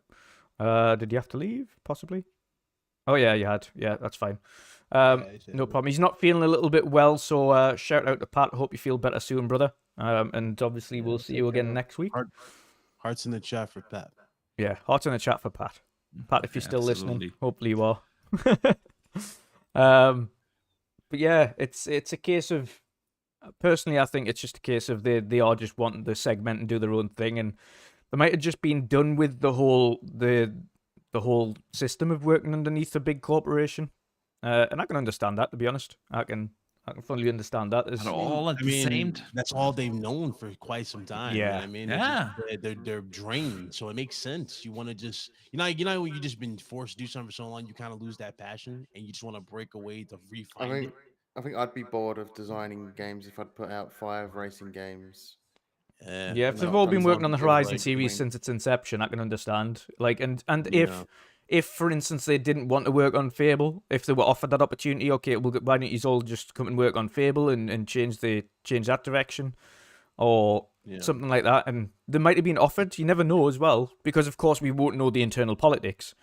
They could have been offered the opportunity to do their thing internally, and they just said, "Nah, we just want to be independent. Like, we appreciate the offer, but we want to be ourselves. We want to manage ourselves. We want to figure out the financial aspect of it and not rely on your support. Become our own boss from top to bottom." So, and of course, you've mentioned there, Boxy, it was the COO as well, so the Chief Operating Officer's left, which would explain more of the financial aspect of it, because you don't take a COO or anything like that away with you if the operational side of things is also gone. It makes sense. It makes sense that they need a COO as part of it, because you don't stay internal and have a COO. You don't need that if you're internal. Yeah, I think they're going to be the studio to look out for, though, like in terms of surprises for sure. I didn't think there's going to wow. There's a lot of segmented ones, like as we've mentioned there. Obviously, Amy Hennig broke away and she created her own studio. To be fair, though, Amy hasn't had the best luck since. I was going to say, she hasn't actually put anything out yet. So we hope. Really, like, I'm happy for her that she broke free and she was going to make her own thing. But a lot of her games have one thing in common: they've either been canceled or have never like made it past. What was it like? I guess she's working independent now, though. The planning phase. She's got her own thing. I think she was the issue with Amy as well. She's making that new Marvel Star Wars game. Yeah, it wasn't like a Marvel game that she's working on, right? It was like Winter She's working Soldier. on that Captain America. That thing. Yeah, game. That's what she's working on. I think the one thing Amy kind of relied on when leaving Sony was still help from Sony, and I think this is one thing, judging by what these guys have done, is one thing they didn't want to do was rely on Xbox or rely on Microsoft to get them through. Yeah. That's apparent, and of course everyone's going to have their reasons. Personally, I'm excited to see what these guys do. I'm excited to see, and again, for me, it's always about looking at new opportunities for people, and if they want the opportunity to go out and do their own thing and create things, obviously Microsoft hasn't stood in their way, and they've just said, okay, all the best. I'll see you guys later. In my eyes, it's a positive for them because they get to go and do something they want to do passionately. Yeah, refine that passion. They see all these crazy games being made. They take snippets of it, make their own crazy thing. I mean, yeah, it's a win-win in my opinion. Like you get away from the car racers and you really take, okay, we can push visuals. We know they can push visuals. Awesome. So now let's see what you can do in terms of really like being ambitious. You know what I mean? Let's see that ambitious side of you with those visuals and creativity. That can be Yeah, and it's something great. still very Look out early for. days for them as well. I mean, they've got the bosses sorted. They've got all the directors, but Oh yeah, now they they've still they've gotta got go through the now they've got to phases. craft a Yeah. team. Yeah. Yeah, Now they they've got to gotta craft the handpick that team. They gotta see who's what. They gotta go through all that. They gotta make sure they don't do no Ponzi scheme like what's that dude's day that did the the abandoned whole thing. Oh yeah. And Hassan Kuraman, yeah, I'm they blanking got on the name, but yeah. Blue Box Games. yeah, Oh, Hassan God. Kuraman. They gotta make sure they don't do no Ponzi scheme. Like, hey guys, it's gonna be it's gonna be an engine that's gonna be on your console. All the He stuff went gonna run quiet on on your console. social media, That didn't he? man disappeared. His life was no That longer man the same. abandoned social media. Oof. It was like, hey, it's Silent Hills, guys. Silent Hills. I'm like, it don't look like Silent Hills to me. Yeah. Yeah, yeah. Speaking of studios though, and companies that are in a really weird spot now, when we've seen an internal email, well, at least segments of an internal email sent to these people, Ubisoft. What a fun place that is at the moment. So Well, don't we get me started with the same Mirage. Did y'all see the they've gameplay of Mirage that leaked? oh god, Oh. Oof, don't get me started with Ubisoft, man. Just go ahead. Don't get me this is gonna be They this is put gonna a be tweet fun. out. Did you see They've- did you see the tweet the other day? They put a tweet out with just an image of Yeah. the night vision goggles from Splinter Cell. It's I was like, like, oh, don't. I've never been more worried about a game than I have for a new Splinter Cell. it's like they're so, Absolutely. oh, man. Wow. So- Fix the shit you're trying to do now. Don't start talking to me about the thing that I've wanted That's for the 10 thing. years. I don't think they know how to at this point because y'all remember. No, they don't know how to because it was a game that was supposed to drop. What was that game? Good Beyond Good and Evil. Remember that was their big thing that was supposed to Oh. happen. That Mm. never happened. You never saw Beyond Good and Evil. It's like they just like, you know what? Yeah. Screw that. We got what's that game? That damn hack game, Watch Dogs, and we got damn Assassin's Creed. And even Watch Dogs has been run into the ground. They have nothing at this point. Assassin's To be Creed fair, Mirage. the Legion was actually just quite aren't. good. It was It was definitely the okay. better one. It was creative. Yeah, it was the better one of the three. And I like that sort of being able to recruit anybody. notice, though, literally. the tone for So- that game changed drastically. It went from a serious type of story Yeah. to kind of just like this silly, over the top thing because they was like, you know what? Yeah, we can't sell you the game. We got to just throw some goofy stuff out. We got to throw an old lady with Yeah. drones coming underneath her skirt. I can't seem to find this leaked gameplay for Mirage. I just You want- didn't see it? Oh no, No, I Probably can't been- find it. actually, I've probably been been in that strike. server. So yeah, so basically, kind of whilst he's digging out that leaked gameplay to show Jen, Ubisoft have essentially as well. announced that they. It was the one Assassin's Creed game I was looking forward to. Well, I think Yeah, Assassin's from Creed's what gonna I've be seen, it ain't- Assassin's Creed's gonna be fine. I will say this. Sorry to interrupt, Dutch. I will say this. Done quite a few testings behind the scenes and paid for with Ubisoft games.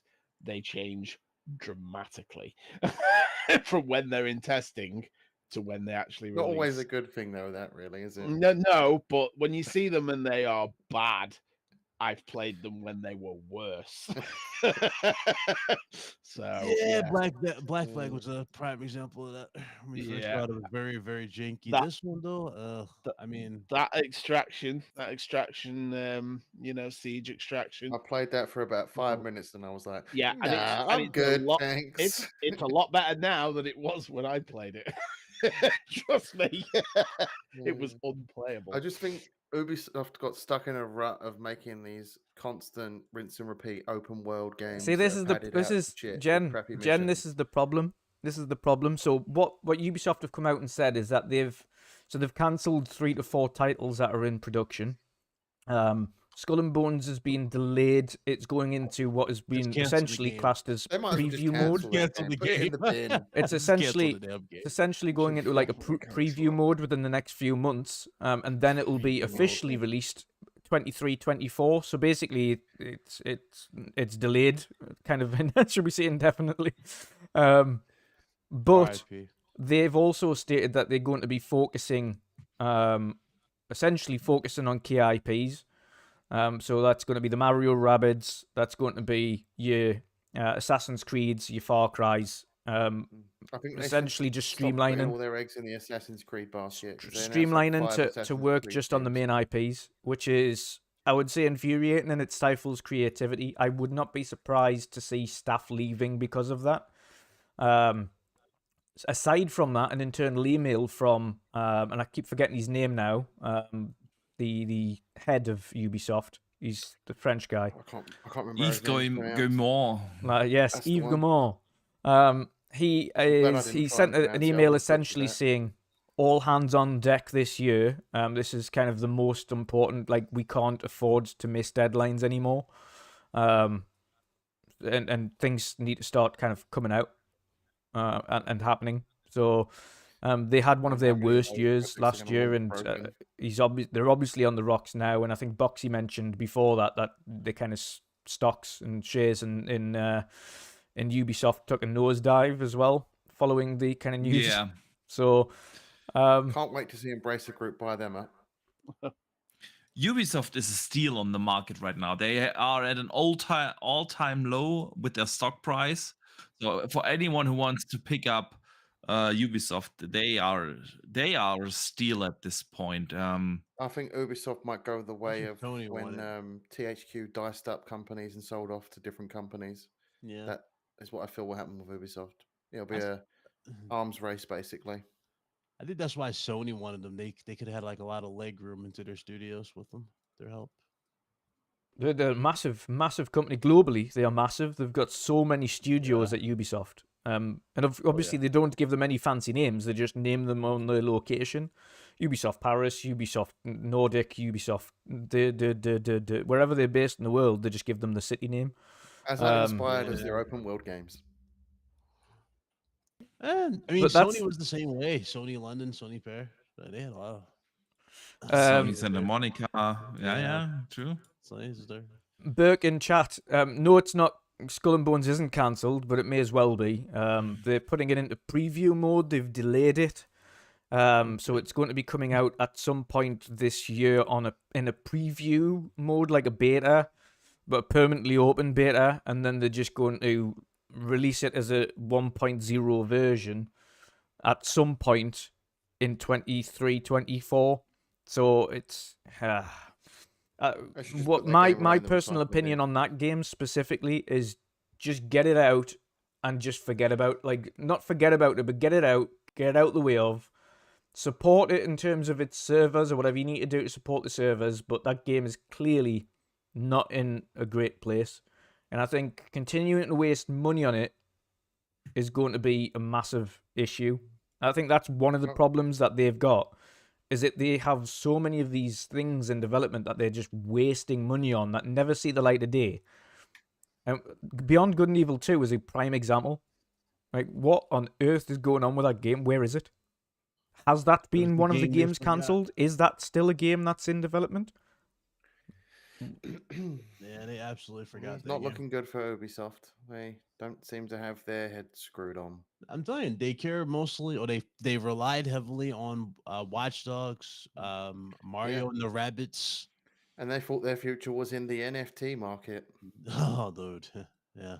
Yeah, just them and Donald Trump. No fucking thanks. No, not just them and Donald Trump. Square Enix have doubled and tripled down on it. Square Enix think it's the you didn't future. get your trading Super cards? Donald trading card with the chance to get a dinner date? I was this close, and then I woke up screaming.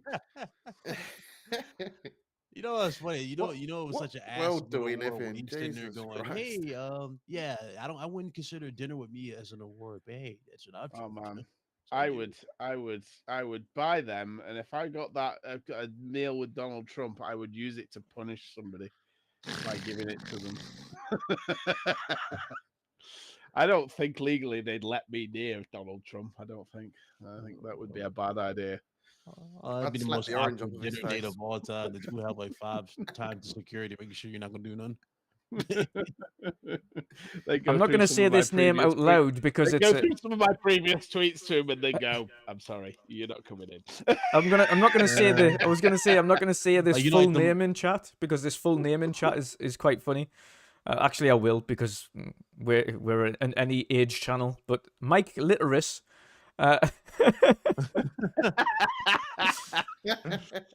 says how Ubisoft fix their problems. Get the blueprint for every game they've ever made and do the exact opposite. Problem solved. Pretty much. That's what happens when you make them long game open world games, That's basically apart how it from would Just be with Dance. Trump. He'd be on the other side with security, and that's the dinner.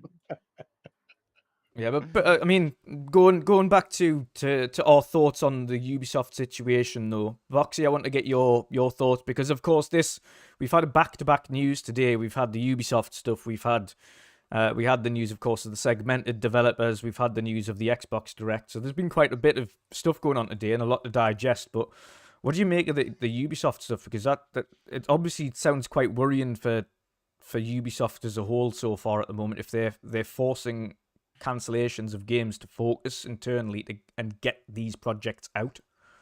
What do you make of it? Yeah, I mean, Ubisoft is weird. They were like on a streak in 2020 and 2021. If you remember, like they had new IPs that were very well received with Immortals Phoenix Rising. They had Watch Dogs 3 came out, was super successful and very, very well received. With these games, they also tried to step away a little bit from the formula. Then they had a little later Far Cry 6, did pretty well.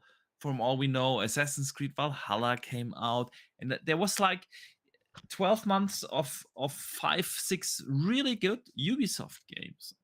And then they went silent. They went silent with announcements. They went silent with releases outside of Just Dance and that Mario Rabbit thing. Nothing came out from Ubisoft in what now? 1.5 years or so.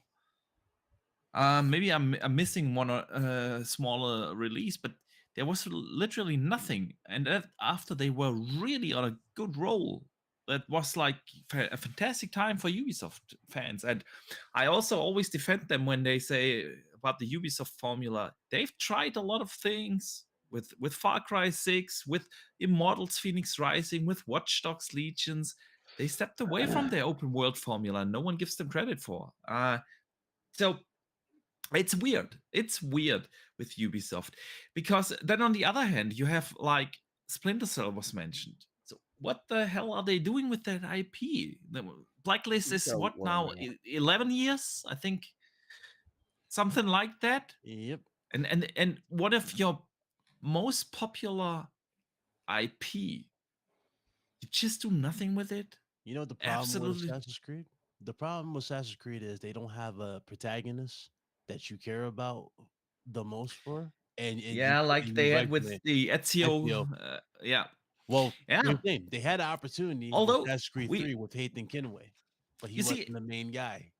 even I think even with Assassin's Creed, they did a really good job because that series was running dry. It was super dry after like what was the one in Paris? And the Unity. and the steampunk one, and then it was like, okay, we need to do something different. And then they came out with Origins, and Origins was like, really, they tried something new with in the Assassin's Creed universe with like heavy RPG elements, and Odyssey, best AC to date. People just don't give them credit for trying that, because if they would have released just another Assassin's Creed, everyone was like, ah, man, it's always the same. Then they I think tried people something would debate new. you on that being the best Assassin's Creed. I think a lot of people still Hey, think the best you would Assassin's lose Creed that debate, but Assassin's Creed anyway, 2. that's not the point. The point is, sorry, dude. The point is, the point is, Ubisoft does a lot of things, and they really try to, not always with success, because there's also, if you look at games like Rainbow Six Extraction or will like miss, yeah, it's not all hits that they put out. They also have their fair share amount of misses. But at the end, Ubisoft has a lot of very popular names, and they have a lot of good stuff in the oven that they could make use of, like a Beyond Good and Evil. Yeah, they work on a Star Wars game. They work on the Avatar game. They work on obviously their most popular franchises, a new Assassin's Creed or multiple new Assassin's Creed games. We already know about them. They have Splinter Cell. So why does Ubisoft struggle so much? And I can only come up with one thing. Yeah, They're lazy. You see, I have a theory. Yeah, they are about not the Splinter Cell efficient. game. They are not efficient because if you look at the size of Ubisoft, they have more than 20,000 people working in their studios. 20,000. That's like Xbox, Bethesda, and Activision Blizzard combined. Yeah. You know what's wild to me? Each particular Assassin's Creed game, if you go through every single one of them, regardless of how you feel about them, right? Each particular one offers something unique to the table in some way, whether it be different parkour elements, better stealth, better AI, crowd physics, what I mean? Stuff like that. Why is it that we don't have just them taking all the stuff they did right from each particular one and put that into the and then you know what I'm saying? It's always a refresh of the same thing, whether it be the running animation or whatever the case may be. It's hard to get excited, is what I'm trying to get across for Ubisoft titles, because you know what you're going to get. And the reason why I say this is because the last time I cared about anything like story related for Assassin's Creed, you notice how it was real deep. The whole world, you had to save the world, you have to save, make that choice.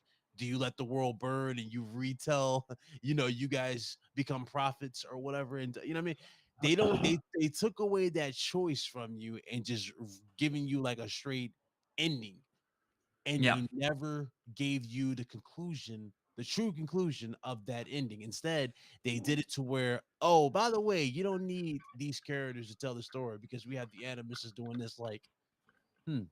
That was their cop out, and it's never made sense since. Never. So that's the thing about Ubisoft. They have so much potential, but I feel like they just work super inefficiently. They have always been that company that tried to chase the latest trend. But if you do that in game development, you're always 3 years late to the game, because at the point where everyone was like, oh, battle royale, that's the way to go. When you make the decision, now we are doing a battle royale, you have that game out 3 years later.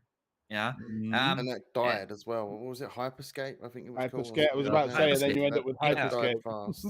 And then they have that whole what was that bloody first-person shooter Call of Duty type game that they were working on that had the Tom Clancy's name attached to it, and then they unattached it to it because it was I know what you mean. Highly criticized. X something, X Division or something. That's I don't know. One. X-Define. And they have a lot of these weird projects in the making. So I don't know whether that's actually bad news that they canceled 3 internal projects that we haven't heard of yet. I just hope it's not my Star Wars game that I'm waiting for. Avatar. I still want my Avatar. Avatar. I think we've heard that the Star Wars game, actually, there are people in parts of Europe that are actually testing final builds of that. Yeah. If we don't hear about that this year. Last week, it was in the first week of January, they tweeted out that we are gonna hear about that soon, because now they can actually legally talk about it, because EA has lost their exclusivity on the license. So expired. I'm not sure if them canceling 3 games is a bad thing, because if you look at Ubisoft's schedule, it's not just all about Assassin's Creed and Far Cry and no, they see the market, but the thing is, it's like they're just throwing, just random stuff at a dartboard and hoping to hit something. And you notice, they're this like that. There's no plan involved for any particular game. That's why they don't make it past, I guess, the presentation phase. And then we hear they got canceled, and then that's the real issue with Ubisoft. All they know is the games they know that were guaranteed to sell. Watch Dogs, Assassin's Creed, Splinter Cell, even though Mick brought it up too, it's like it's looking very. I don't know. So they, It's gonna I have a sell. theory It's gonna about this whole sell. You know what I Splinter mean? Cell do We thing. know it's gonna do sell. is Why this nostalgia? really a That's bad right. thing? Like now, because if we look at the Ubisoft games, we're talking about Watch Dogs, Far Cry, Assassin's Creed. We talk about the Splinter Cell. We talk about the Division. Then we Rayman talk and Rabbit. and Rayman, and Yeah. then we have like now coming up an Avatar and Star Wars, and then I have like 8, 9 Prince of gigantic Persia still in IPs. there, apparently. Yeah, well, That's never coming maybe out. they cancel that, but if they, because that's what they said, we are going to focus one now needs on our cancelled. biggest IPs. That's those 8, 9 IPs. I would love that. I would love that if I get every 3 years an Assassin's Creed game, every 3 years a Watchdog game, every 3 years a Far Cry game, and a Division game every 3 Yeah. years, and that's where they core focus now on, and leave that weird shit like Just Dance and Rabbits and all these weird little Just Dance, mobile things, the and secret weapon. Just Dance. yeah, just leave that out of the equation. Just leave Focus on these 8, 9 really good IPs that you have. Yeah. Yeah, but you've got What's to remember, bad about yeah, this? Ubisoft might have the license to make Splinter Cell games, but they don't own that franchise. That franchise, if they don't work on a new game and have a new game out every like 10 years, they will go back to who owns the company, and that's Tom Clancy's own company, Rubicon. Yeah, I'm surprised they haven't. That's like, my theory with Splinter Cell. The reason why they're making a Splinter Cell game is because they're close to having that contract expire because they're not working on constant Tom Clancy properties. That makes sense. That actually makes sense because I'm surprised that we didn't hear nothing about them making a damn like Star Wars related. I'm surprised they just didn't make a bounty hunter game that would have fit right into Basically, their plan, right? Their mold. a lot of That would've- contracts that like would've that are knocked done up, for that like would've. 10 years. If they're not You constantly said that wouldn't coming work, out, Mick? As you said. Oh yeah, I'd have a bounty hunter game, definitely. Yeah.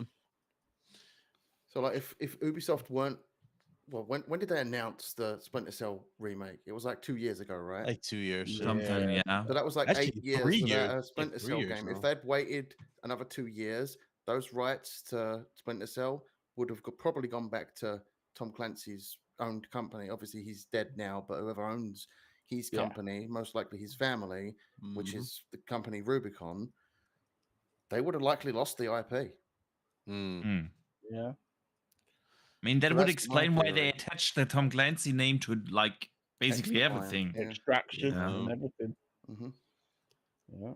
Kind of sounds like Konami when they had no ideas. They just kept throwing Metal Gear Solid at everything, like Metal Gear Survive. Oh, don't mention Metal Gear Survive. I think that don't mention it. Doesn't exist. The little They should have crystal just thrown, brains. you shouldn't have thrown the name at it. They should have just thrown that in the bin.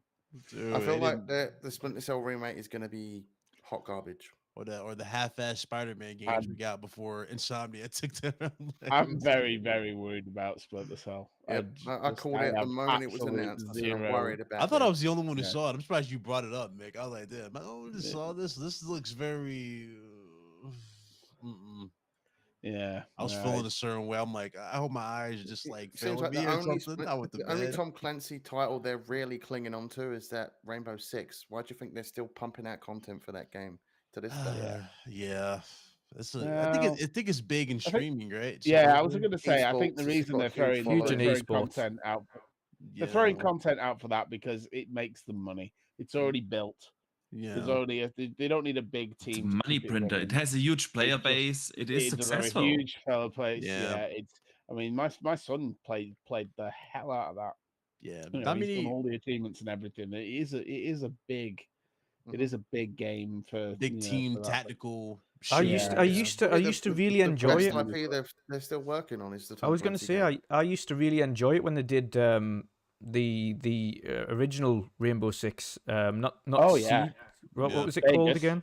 Vegas Vegas. 1 and 2. Vegas, Vegas 1 and Part 1 2. and Part 2, and even Oh. before that, when Rainbow Six was just on PC, I used to play it then Yeah. as well, and that was phenomenal. I used to love those games with terrorist hunt and things like that. Yeah, Terrorist Phenomenal, Hunt. but Ghost they didn't Recon even, Always games terrorist. back in For the day me- was something special, and then we got Ghost Recon Advanced Warfighter 1 and 2, and they were fucking legendary in the multiplayer Yeah. department. And then what happened? They went in the open Vegas, world yeah. direction, Just and it skipped all them. went down the shitter. Yeah. Vegas was the peak. Vegas 1 and 2 were just fantastic, and those terrorist hunts were man, Brilliant. Unbelievable. so Yeah. good. But then the The terrorist cover hunt that system was they've got great in in this that. new How it was a Siege, first-person shooter until you took cover, and then you were in third person. yeah, oh yeah, But yeah, it's worrying times for Ubisoft, and I think Boxy had a point there. I think it's just completely inefficient as a company, absolutely inefficient. And I think Yves Guillemot has said himself. Yeah, Yves Guillemot said himself, like it's make or break this year. Like we need to start hitting deadlines. Yeah. Like we cannot afford to miss any of these now. Like Avatar was already pushed back. That was meant to be out kind of the beginning of this year, if not the tail end of last year. That was pushed back an entire the year. beginning of last year, wasn't it? Yeah. That was Did y'all pushed have high back. hopes for Avatar? What was that? Sorry. Y'all had high hopes for Avatar, the game? I think on the Frostbite, I don't. think it'll look pretty, but in terms of its gameplay, your guess is as good as mine. I hope. I was like, I don't know. I mean, yeah, I'm not visually, even sure, interested but- in the films. I've got no interest in the Yep. game. Yeah, I'm no, not if you- interested in the films. I mean, it could have had potential as a game, but again, the last few open world Ubisoft games I've played, they have fairly okay story, but a lot of the side content is just boring filler shoveled in just for expanding the game to like this 70-hour long bullshit fest, and that gets boring. I think one of the things as well that I think, specifically for, absolutely lost my train of thought there. Gone. Push. Popped. no. Oh, Yeah, that no, happens. I've never been a fan of the first Avatar film. See, don't like I was the going to first say one. this I is thought it sorry. was Got good. my thoughts back now. Woohoo! There you go. I thought that might the jog you, issue- because that's what we were talking about before you lost it. Yeah, the issue they've got, and I think this is one of the things that Yves Guillemot is going to be really stressed about, is they've got two major IPs on their hands that they're working on: Star Wars and Avatar. Both of those are massive Disney IPs. If they mess those up, they mess up a huge opportunity to work on further Disney IP. And I'm sorry, but one of the biggest things in the market, we've seen with Spider-Man, we've seen with DC, for instance, all that stuff, like superheroes and Disney property are big money makers. Big money makers, and they can't afford to lose those. EA found out the hard way with Star Wars, to the point where now they've saying everybody can do didn't Star care. Wars because we're sick of your That's I stuff. was gonna say, it didn't give a damn. They Yeah, just didn't bother making didn't anything. care. They were the only one making it. They had the Their monopoly. Battlefront games were half-assed. Battlefront 2's gameplay, it's okay. It was cool. Rogue It just Squadron, was- Rogue it was Squadron was a good. broken. I was going to say Rogue Squadron, and this is the new age EA, where they've actually took note of what they did bad and changed it. Instead of making these half decent multiplayer games, now they've got Jedi Survivor. They had Rogue Squadron. Now wait, yeah. Like, look, that Not is the really type of EA stuff though, that that's people Respawn. need to be You making. got storytelling with David Cage making his version. Like you already know he's gonna bring it after what he did with Detroit Become Human. Imagine what he's gonna do with Star Wars. That's gonna be a treat. You know what I mean? You got that. It's like you have options. You know what I mean? And if they fail with this, with Lucasfilms, who's to say they won't go to PlayStation with not an idea? PlayStation make a damn bounty hunter game or something. You know what I mean? It's like they gotta step that up. They Yeah. can't mess up with So what I'm saying, like EA it's took for Disney to pull away the rug from them and say you're not exclusive to the Star Wars title anymore, for them to start making good Star Wars content. It took that became long. a meme. They were turning Disney legit. Well, they were helping turn Disney into a meme, which is how bad Battlefront was. Like General brought it up. Like the gameplay was good in Battlefront 2. It's just the system was crippled by the fact that you had to pay. Ultra literally- grindy. Yeah, you had to pay to get in there, and it's bad.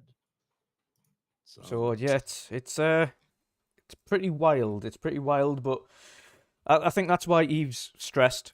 I think having such massive IPs to work on, and having no further update on either of them, and he needs an end product now. He needs them to start making headway. he's gonna retire soon. Oh He'll God! If it isn't, I feel Ubisoft will be sold to someone. Yeah, he's gonna sometime retire by soon. the If end of not, the it's year. gonna get sold. I agree. It's going to take. either It's gonna going be to an take a Yeah, I big. arms mean, race. The problem is it's with going to that, take a big company to manage. And as Boxy mentioned, 20,000 staff worldwide is not something that any company can take on. Like that's a big for ask. that, yeah, especially since the output isn't there. You know, Yeah. if you have like such a gigantic, you look at some of the biggest and most profitable game makers or publishers in the world, they have like literally less staff, like an Activision, yeah, has half of the staff but makes triple the money. So why would anyone want to buy a Ubisoft? That's really the question here. I I mean, think Why it'll be would an you? arms race unless more you than just want to anything. get like access to the assets. In this case, the assets would be, you know, the Assassin's Creeds and whatnot, and then you reboot them in your image. If that makes sense. Yeah. You get a lot Yeah. of good IPs, no doubt. But it's like, But taking on yeah, it's 20,000 staff is unfeasible. It is. It is. Yeah. That's a like immediately I you're think it'll automatically be an have. arms race if Ubisoft sell. They'll be diced up, sold off to the highest bidder. Each part of Ubisoft. Well, that's essentially what Yeah. Square did, though, wasn't it? Square are kind of segmenting themselves away. They're saying, right, okay, Western studios sold, and I think they're in a prime place now to be bought because they've only got the select Japanese studios left. But even then, they've said, "Oh, we're all in on blockchain and NFT." So I think they'd. Yeah. I don't think that's going I to mean, it do them happened any with good. THQ, didn't it? They sold off all their assets to different companies. Yeah, yeah. I think if anyone's going to end up buying Ubi, it'll be a Tencent. I don't think anybody else. It'll be a Tencent, an Amazon, or Embracer. Embracer Group. I don't even it'll think be Embracer Embracer. would. I How don't even much think is Embracer Ubisoft would. actually worth? Uh, And would Sony be willing to drop money on them if they could afford it? I was going to say it's all good. It's all good buying the company for a certain amount and having the IPs, but it's the overhead and the management of such a large workforce that is the unfeasible section of it, and having such an inefficient large workforce that you've then got to restructure. Like it's going to take longer to restructure the entire workforce and get them working coherently and work them to deadlines than it would be worth buying. Like that I think that's exactly what kind of Boxy's looking at there. Is it worth the IPs? Are the IPs actually worth it anymore to have the hassle of trying to restructure 20,000 staff? I mean, here's the thing. You can definitely, any IP can be worth it. All you gotta do is give it the right team and the right direction, and you can make it gold. Look at Tomb Raider. Tomb Raider was in a slump, right? And Tomb Raider comes back and you know, with the first remake, it was fire. Then yeah, Rise of the Tomb Raider. You can look at any OG game. Crash Bandicoot was deceased, right? We got the Insane trilogy. I mean, dude, you can do anything with it. You just gotta have the right vision.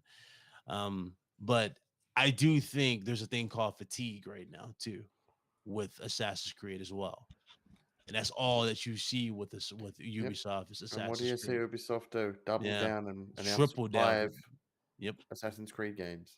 Mm-hmm. And it got to a point where it's beyond laughable. Like y'all remember when the Vita was around, they had the silly Vita version with the female protagonist, like with the whole thing. Like they had that. They were trying to get money on people who were still stuck in last gen with Rogue, and then they ultimately dropped that on.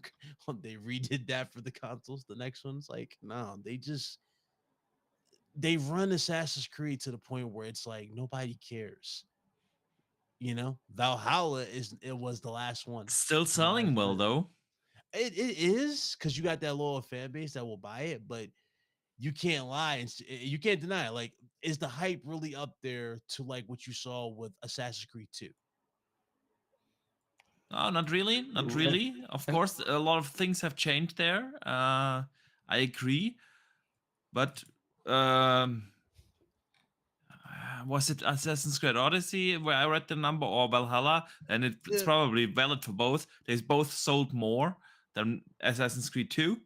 So, you know, Yeah. if you look at this, it's Assassin's Creed has become this super successful, massive global brand. Yeah. And You might as well call that's their Call of Duty. I guess you can call it. yes, it that's- is. It is your Call of Duty. Yeah. Their Call of Duty. Absolutely. Uh, if I can go back, Yep. back when they actually cared. Assassin's Creed 2. Yeah. Like what? Like y'all remember when y'all jaw dropped when you saw Brotherhood? When we saw the fact that you can actually recruit assassins, Yep, actually I train them, see absolutely the love ranks. Brotherhood. I lost my fucking mind off it. I was like, holy shit, I can train them, and you can actually see the ritual and all that. It's like that. Mm. That's innovating, that's creative. That's keeping you in the mix with the characters. I, Even I- Unity, I I think you gave had a Unity point earlier, shit. BitCloud. It's these Assassin's Creeds are like incremental changes, but none of them are wildly different. Like Yeah, not specifically the that last three, they've all Yeah, been yeah, pretty yeah. much the same. They've just been different stories. But Maybe even then, like Syndicate. how interested are people in some of these stories? Like people loved Odyssey, and they loved. Keep forgetting the one after that. Which was Odyssey was second, wasn't it? You had Egypt first. Origins. Then you had Origins, yeah. Odyssey. Then you had Valhalla. Then before that, you had one that I think a lot of people forget about. It people sleep on. Y'all remember Syndicate? Where Syndicate, you yeah, play That's the that's one the set in brother the and UK, sister. right? Yeah, the one you play with the brother and sister duo. One's like a brawler. He has like that gold custom glove / hidden blade thing, and the other one's like a stealth. Yeah. That was a cool concept. Well, what did they do? The same bullshit. They didn't fix the bullshit. They could have did something good with that. They just they're not good. They kill me. Yeah, I think I played Syndicate for about 5 minutes because I picked it up for really cheap, and I was like, "Yeah, this is crap." It doesn't change. You know what I mean? Like it's Yeah. cool. The aesthetic looks amazing. You're like, damn, this looks really really cool. Animation are great, but it's like So like that's it. the feeling I had with the Assassin's Creed games, like all the ones around Desmond, was like they were building up to you playing as a future assassin, and it never happened. Yeah. Yep. And they even kind of hinted that at the end of Valhalla.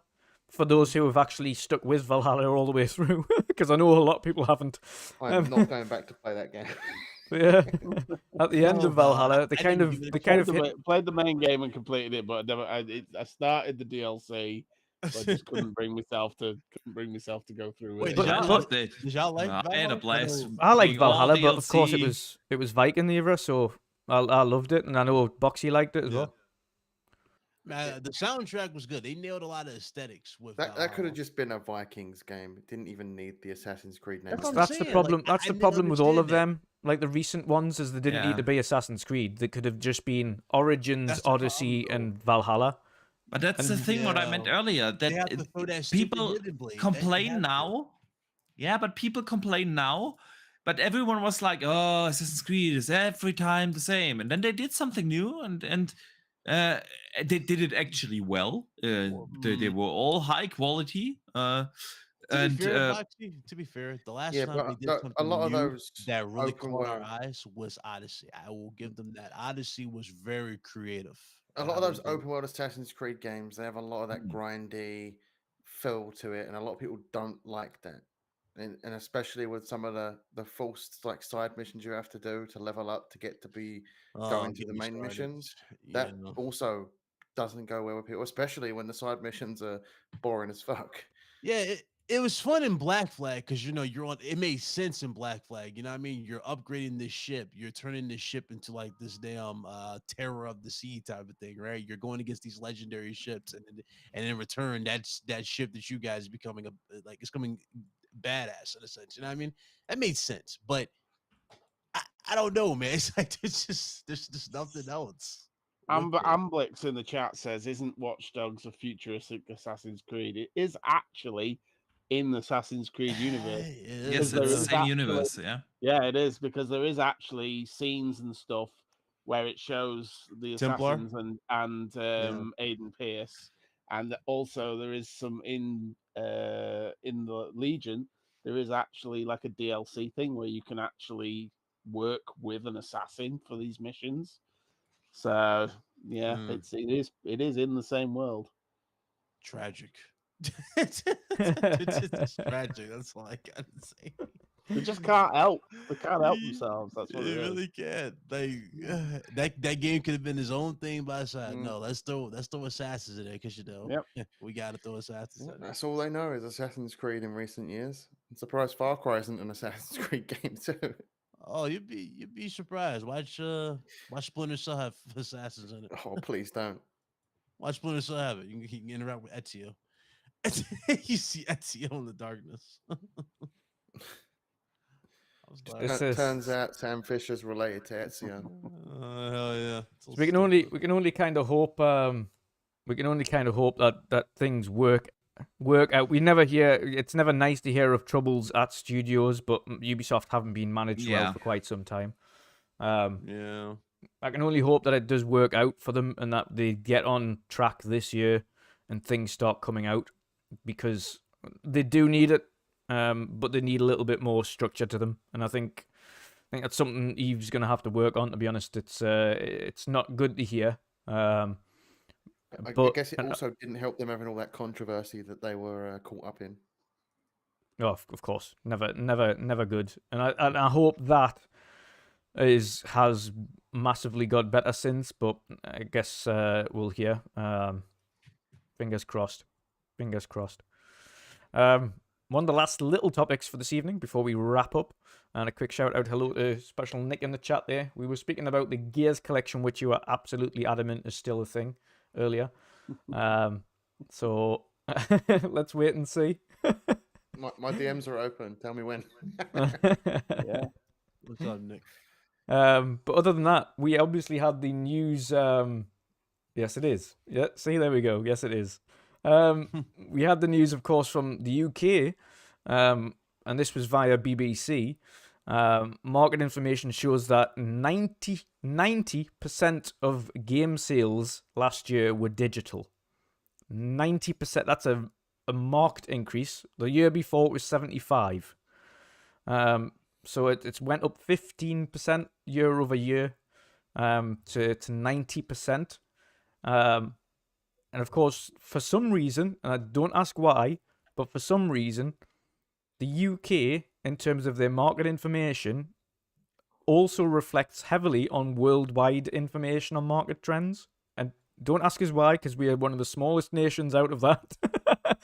But the market trends that happen in the UK in terms of sales data is often reflected worldwide.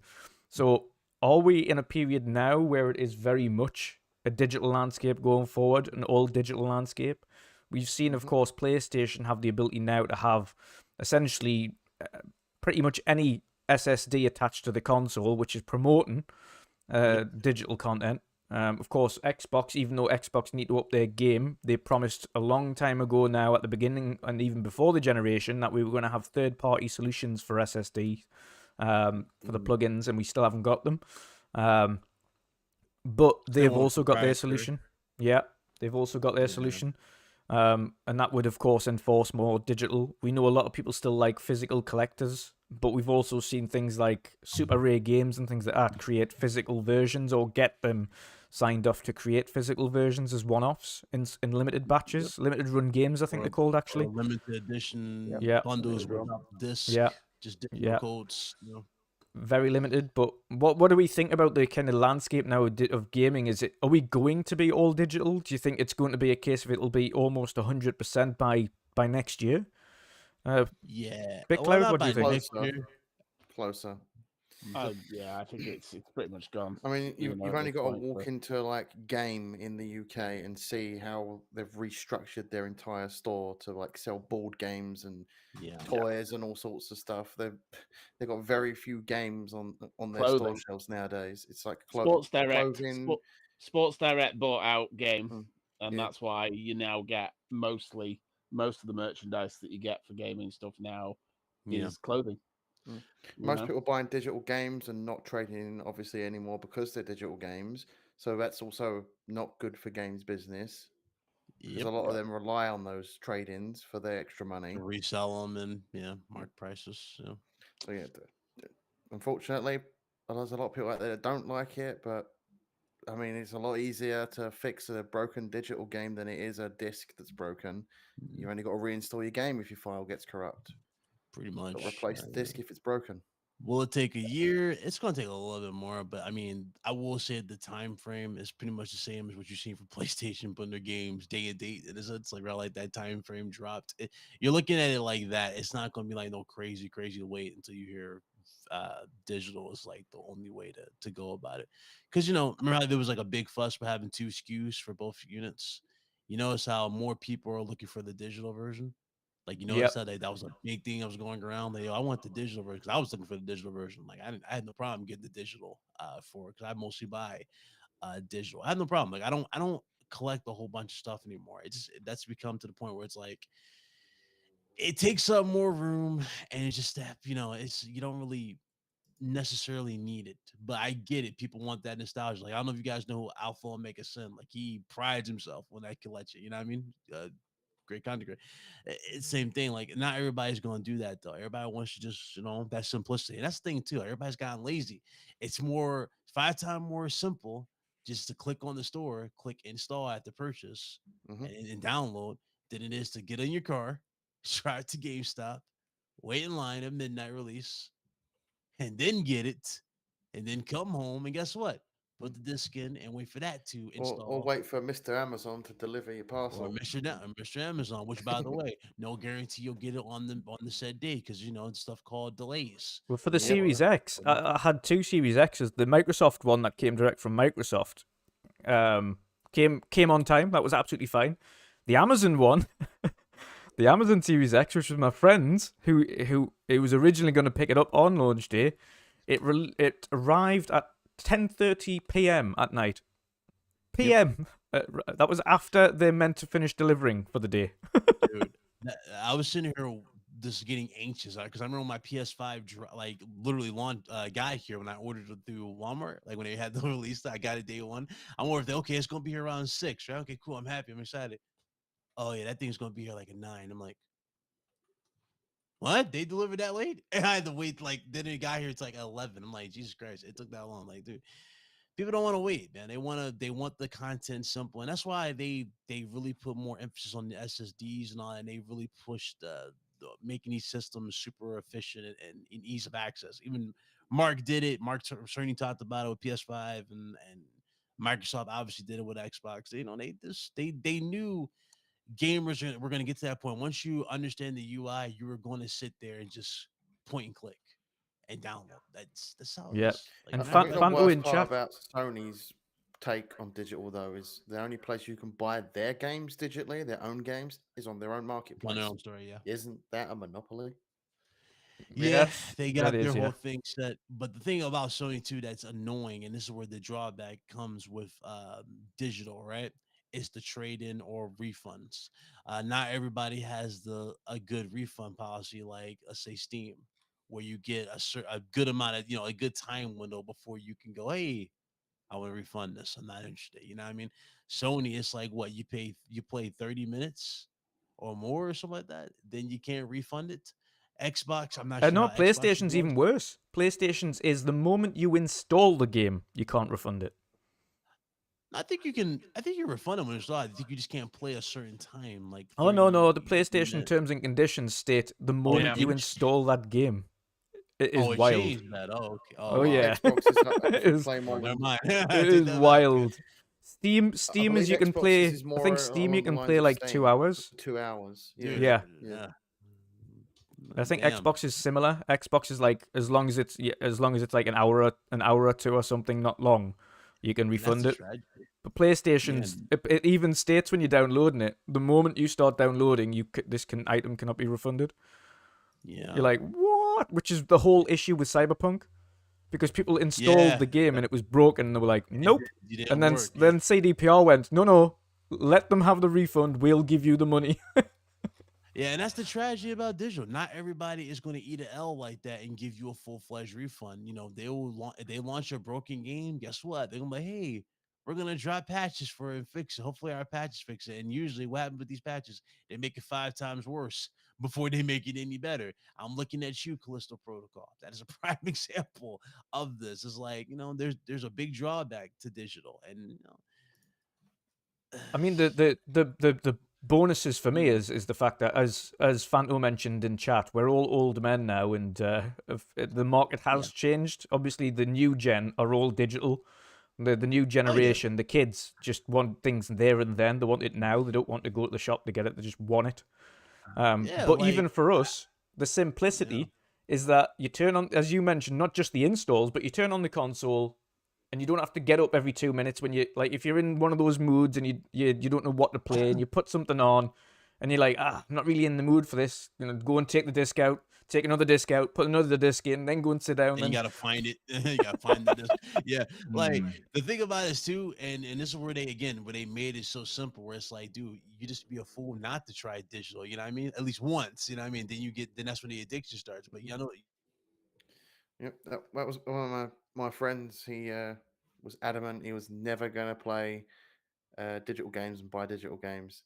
That changed after he played a little bit of Gamepass. I think we lost Big Cloud. Oh yeah.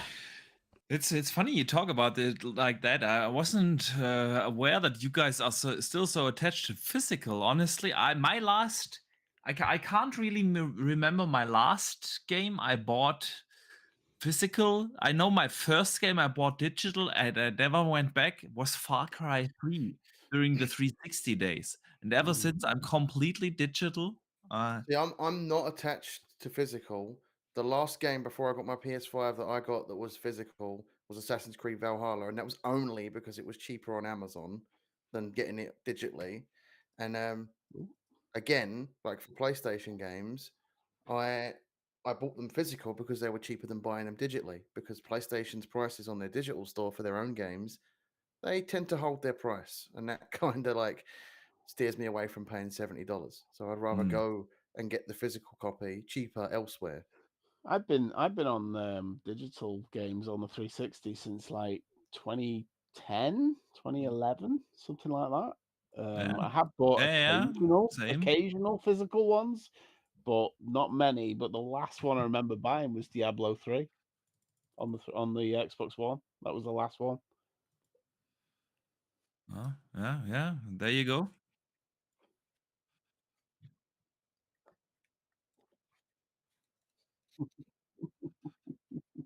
It looked like he kind of crashed.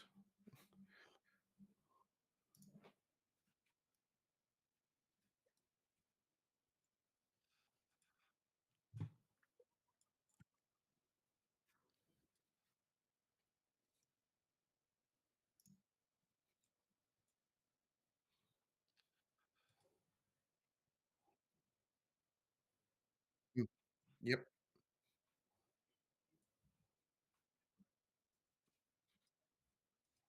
Yep.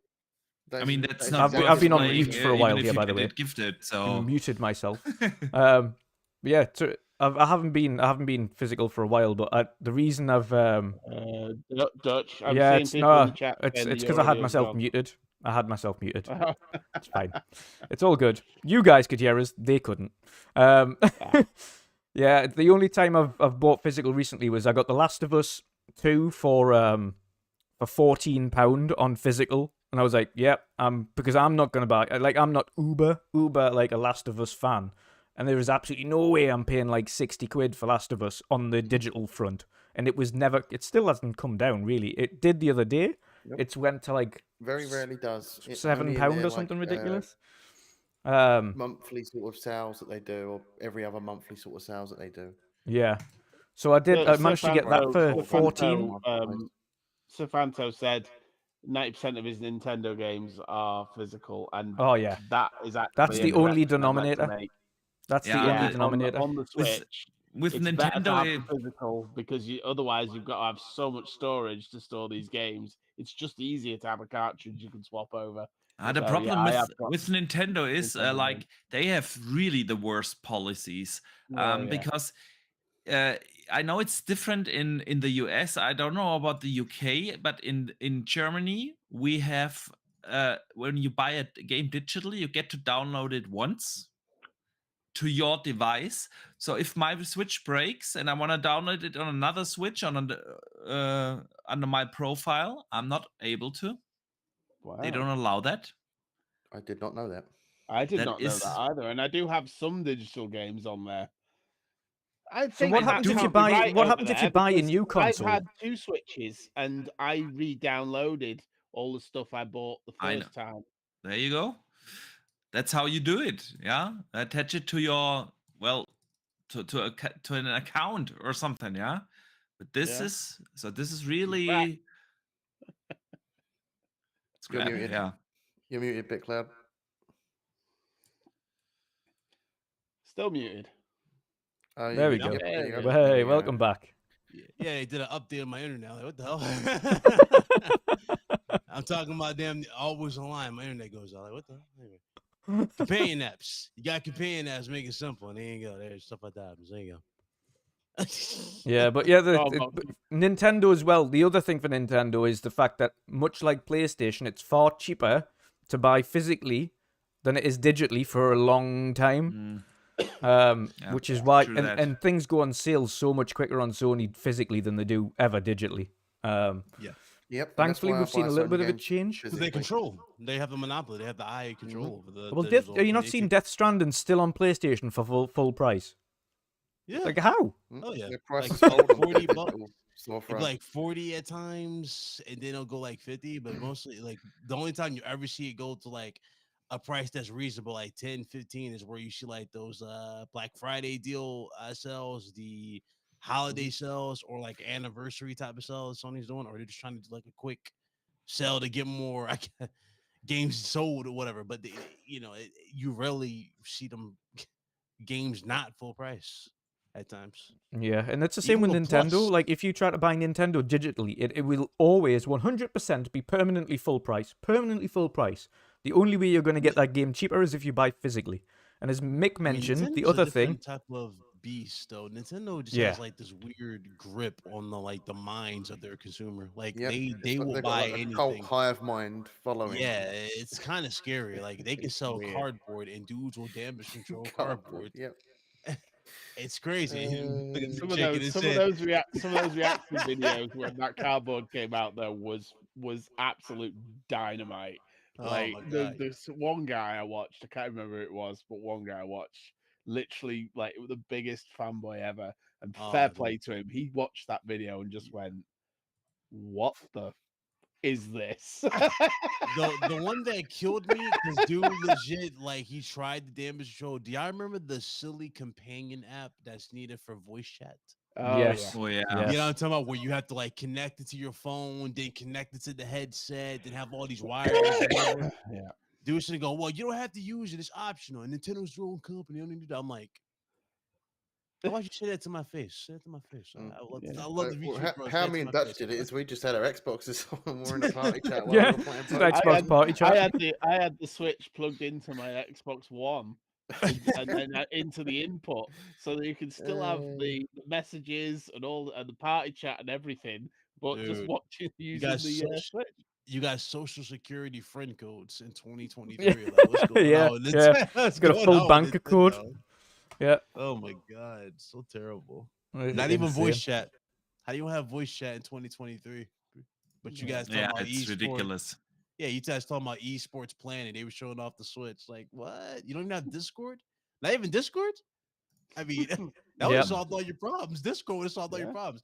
Like, even the handheld that is like was underrated. Honestly, it's underrated. But you know, on the Vita, you can do all this stuff that I'm talking about right now Yeah. on the PlayStation Vita. And how old is the PlayStation Vita? Very Going on for true. 10 years Yeah. now, isn't it? A little too old. Like, I saw fuck, something recently on how easy that thing is to jailbreak, and I've been Oh, considering the PSPs and the Vitas were it. PSPs were definitely goaded for getting jailbroken. they were fantastic devices though. Then they got You can Goofy. physically Remember jailbreak the PSP, PS the Vita gold through one the that slid PS up? Vita nowadays. The Goofy one. That was like the goofiest model they came out. I hated that one. Like, come on, dude. You don't need to plug your Vita into the PC to jailbreak it anymore. You can literally jailbreak the PS Vita On the through Wi-Fi. the PS Vita. Yeah. I remember when they jailbreak the PSP and they found out because somebody at Sony that was repairing them sent this different battery back that had 3 pins in it. Yep. And, and they sent it back to a guy and he's like, "Why is my battery red?" And the guy, whoever it was who was in charge, who was sort of doing all the modding, was like, "I will buy that battery off you."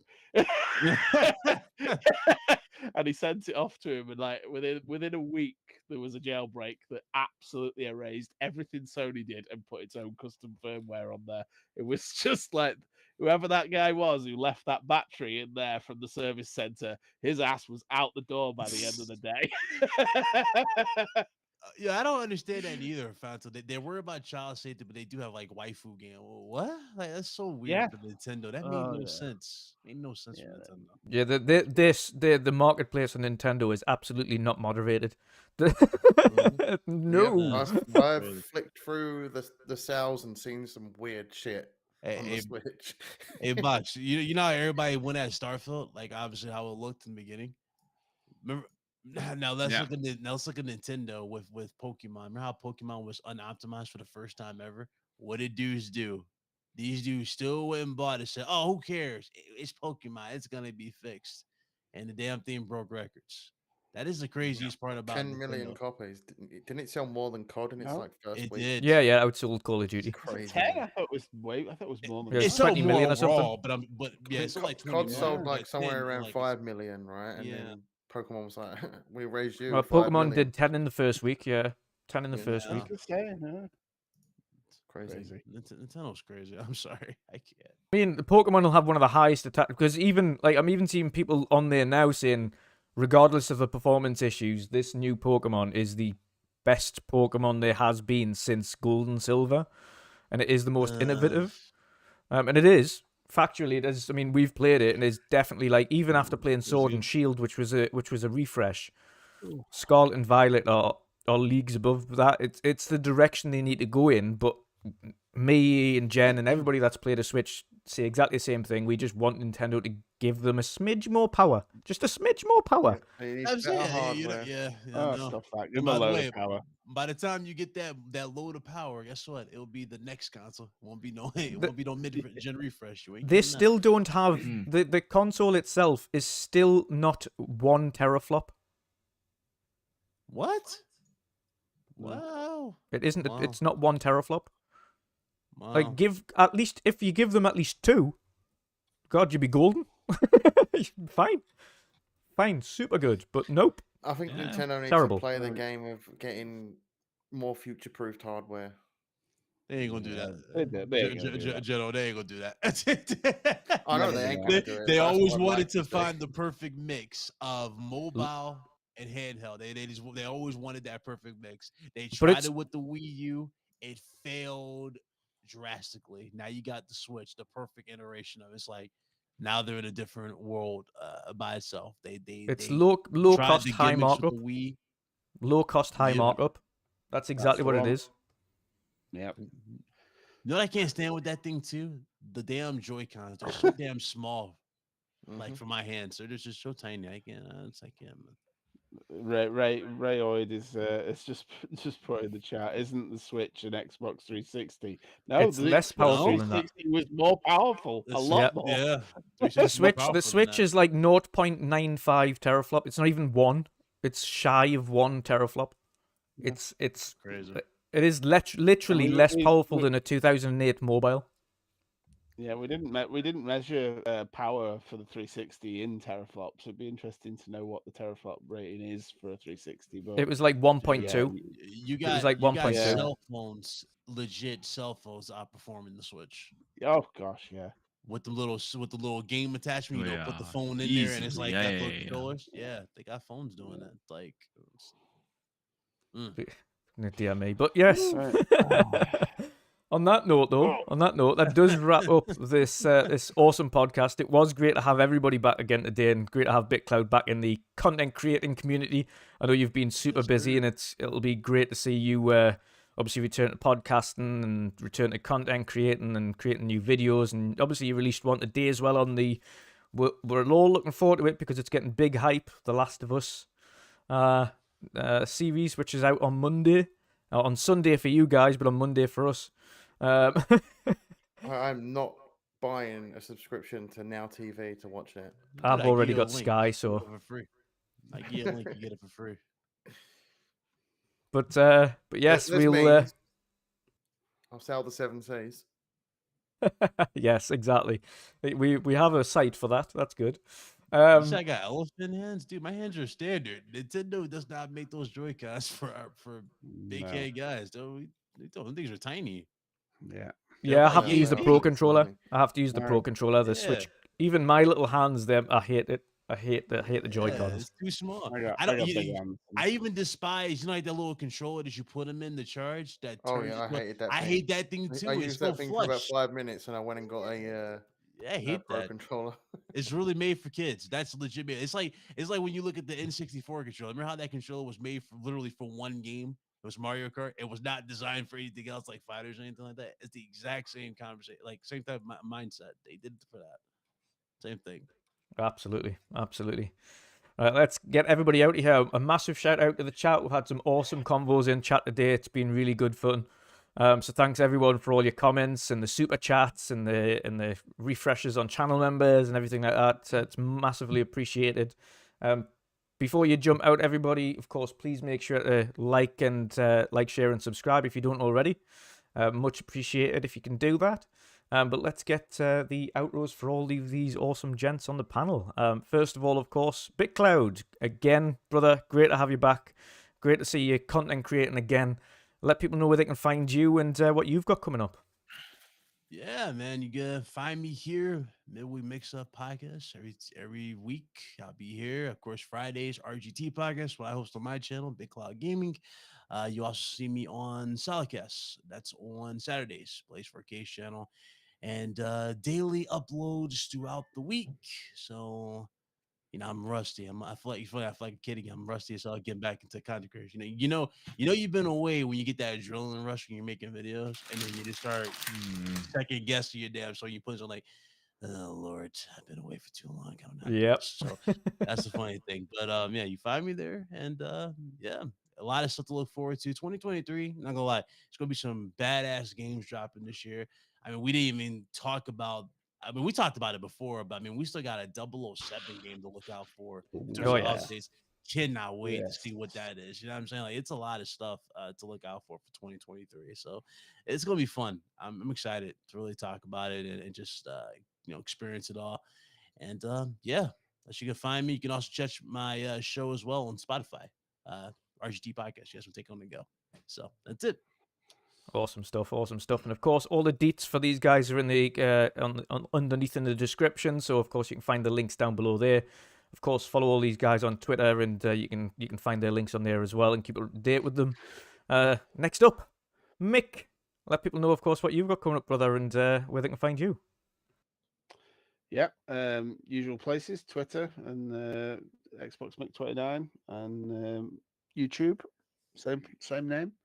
We've got obviously here every Tuesday with yourselves, and we've got See a Tuesdays playcast every Tuesday. Next week we're hoping that we are going to have Looting Lizaroo and Music Me, who are two of the event organizers for Sea of Thieves Fest. Are going to be joining us, so we're going to get some hopefully a bit of info about the show. How do you sleep at night? You guys put so many hours into that game. How do you sleep? 168 days, I think I'm up to now. Oh, wow. Yeah, not hours. I don't do hours. We're in days now. So yeah. So yeah, that's coming up, and then hopefully we're gonna have Captain Bolzonia the week after. So yeah, a couple of good guests with hopefully some more after that coming up. Awesome stuff. And of course, you can find yourself here every Wednesday, and of course on Twitter, everywhere at Xbox Mic 29.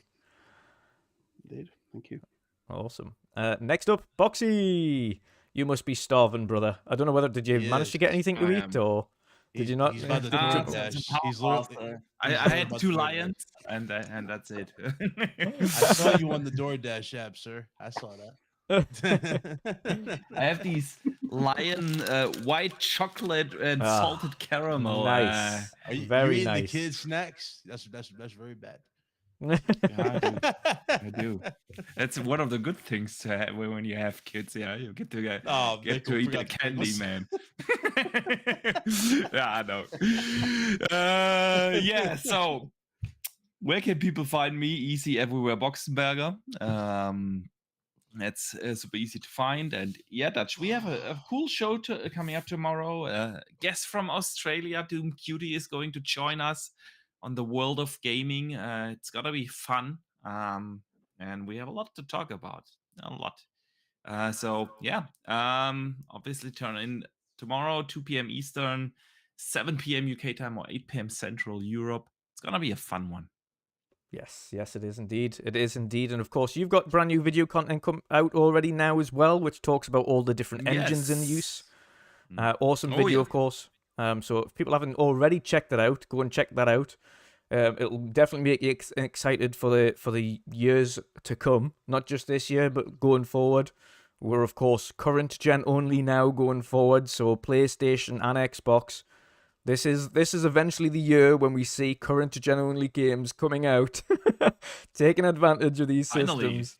And Boxy's done a great breakdown of those engines as well, so Thank you you. know what to expect. But yeah, great stuff. If you haven't checked it out, go and check it out now. Good, brilliant content as always. Yeah, great video by the way. Obviously, I Thank you. watched that the other day. Thank you. Last but not least, of course, the General C. You've got awesome projects in the work as well, brother, but you're back to Twitch streaming, so let people know where they can find you and what you've got coming up. Yep, you can find me on Twitch and Twitter, _general_C, and that's where my bulk of my content is. But I'm working on some stuff for YouTube. Probably going to try and get a video out maybe once a month, but they're going to be larger sort of projects. I've teased something to you, working on something to do with Dead Rising, and that should hopefully drop maybe towards the end of the month. Awesome stuff. Yes, it's a good concept, and I'm looking forward to seeing what you do with that and how you wrap that one up. It certainly sounds interesting, that's for sure. Yeah, I've You want to play a zombie thought game? about doing like more like Xbox sort of related news, but there's so many people doing all that. I want to push into the direction of doing more like a documentary style stuff. So I'm pushing a Dead Rising video, which is going to be a significant length, more of a trial for a bigger project I want to get out a few months later. Awesome. Looking forward to it. Definitely looking forward to it. Again, everybody we've spoken to here, everyone on the panel, all the details are in the description below. So, of course, if you want to go and follow all these guys and view all of that awesome content, their channel links and everything are in the description. So please make sure you go down below and give them all a follow and a sub. And, of course, check out their awesome content. For us, of course, we'll be back again. Actually, another weekend edition this Sunday. We'll be having Dave Ramos on as a guest this Sunday as well. Cool. So that's going to be Nice.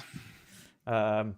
We did. I'm going to try and get through because there's a lot of people I'm going to try and get through and get on as guest. I'm going to get 3-Bit back as well because I know 3-Bit's going to. I'm going to try and hit Nick up to come on the show before he goes back to work because he's off the entirety of January. So I'm going to make that a priority to get him on. That. It's always a good show when Nick's on. Just talking about everything is amazing. Take that as an official invite, Nick. Yeah. You'll get one. You don't know whether or not he's listening, but the invite's there. Still, he might just be in the background working, I don't know, or listening whilst he's having his breakfast. But yes, and of course you can find us every Tuesday for the Safe Tuesdays, and back here again every Wednesday for the normal midweek mix-up podcast. I've also got a video out currently.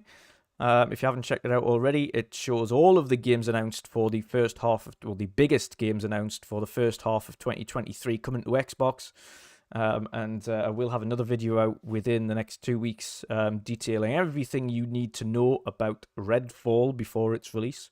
Of course, that'll be massively helped by the developer direct as well, which will have a lot more info. So I'm going to summarize that in a nice, easy, bite-sized video. So for those who don't know and want to know more about the game, I'll do it then. Before we close out the show, are we Yes. going to do a watch along to the absolutely, because it falls on podcast day.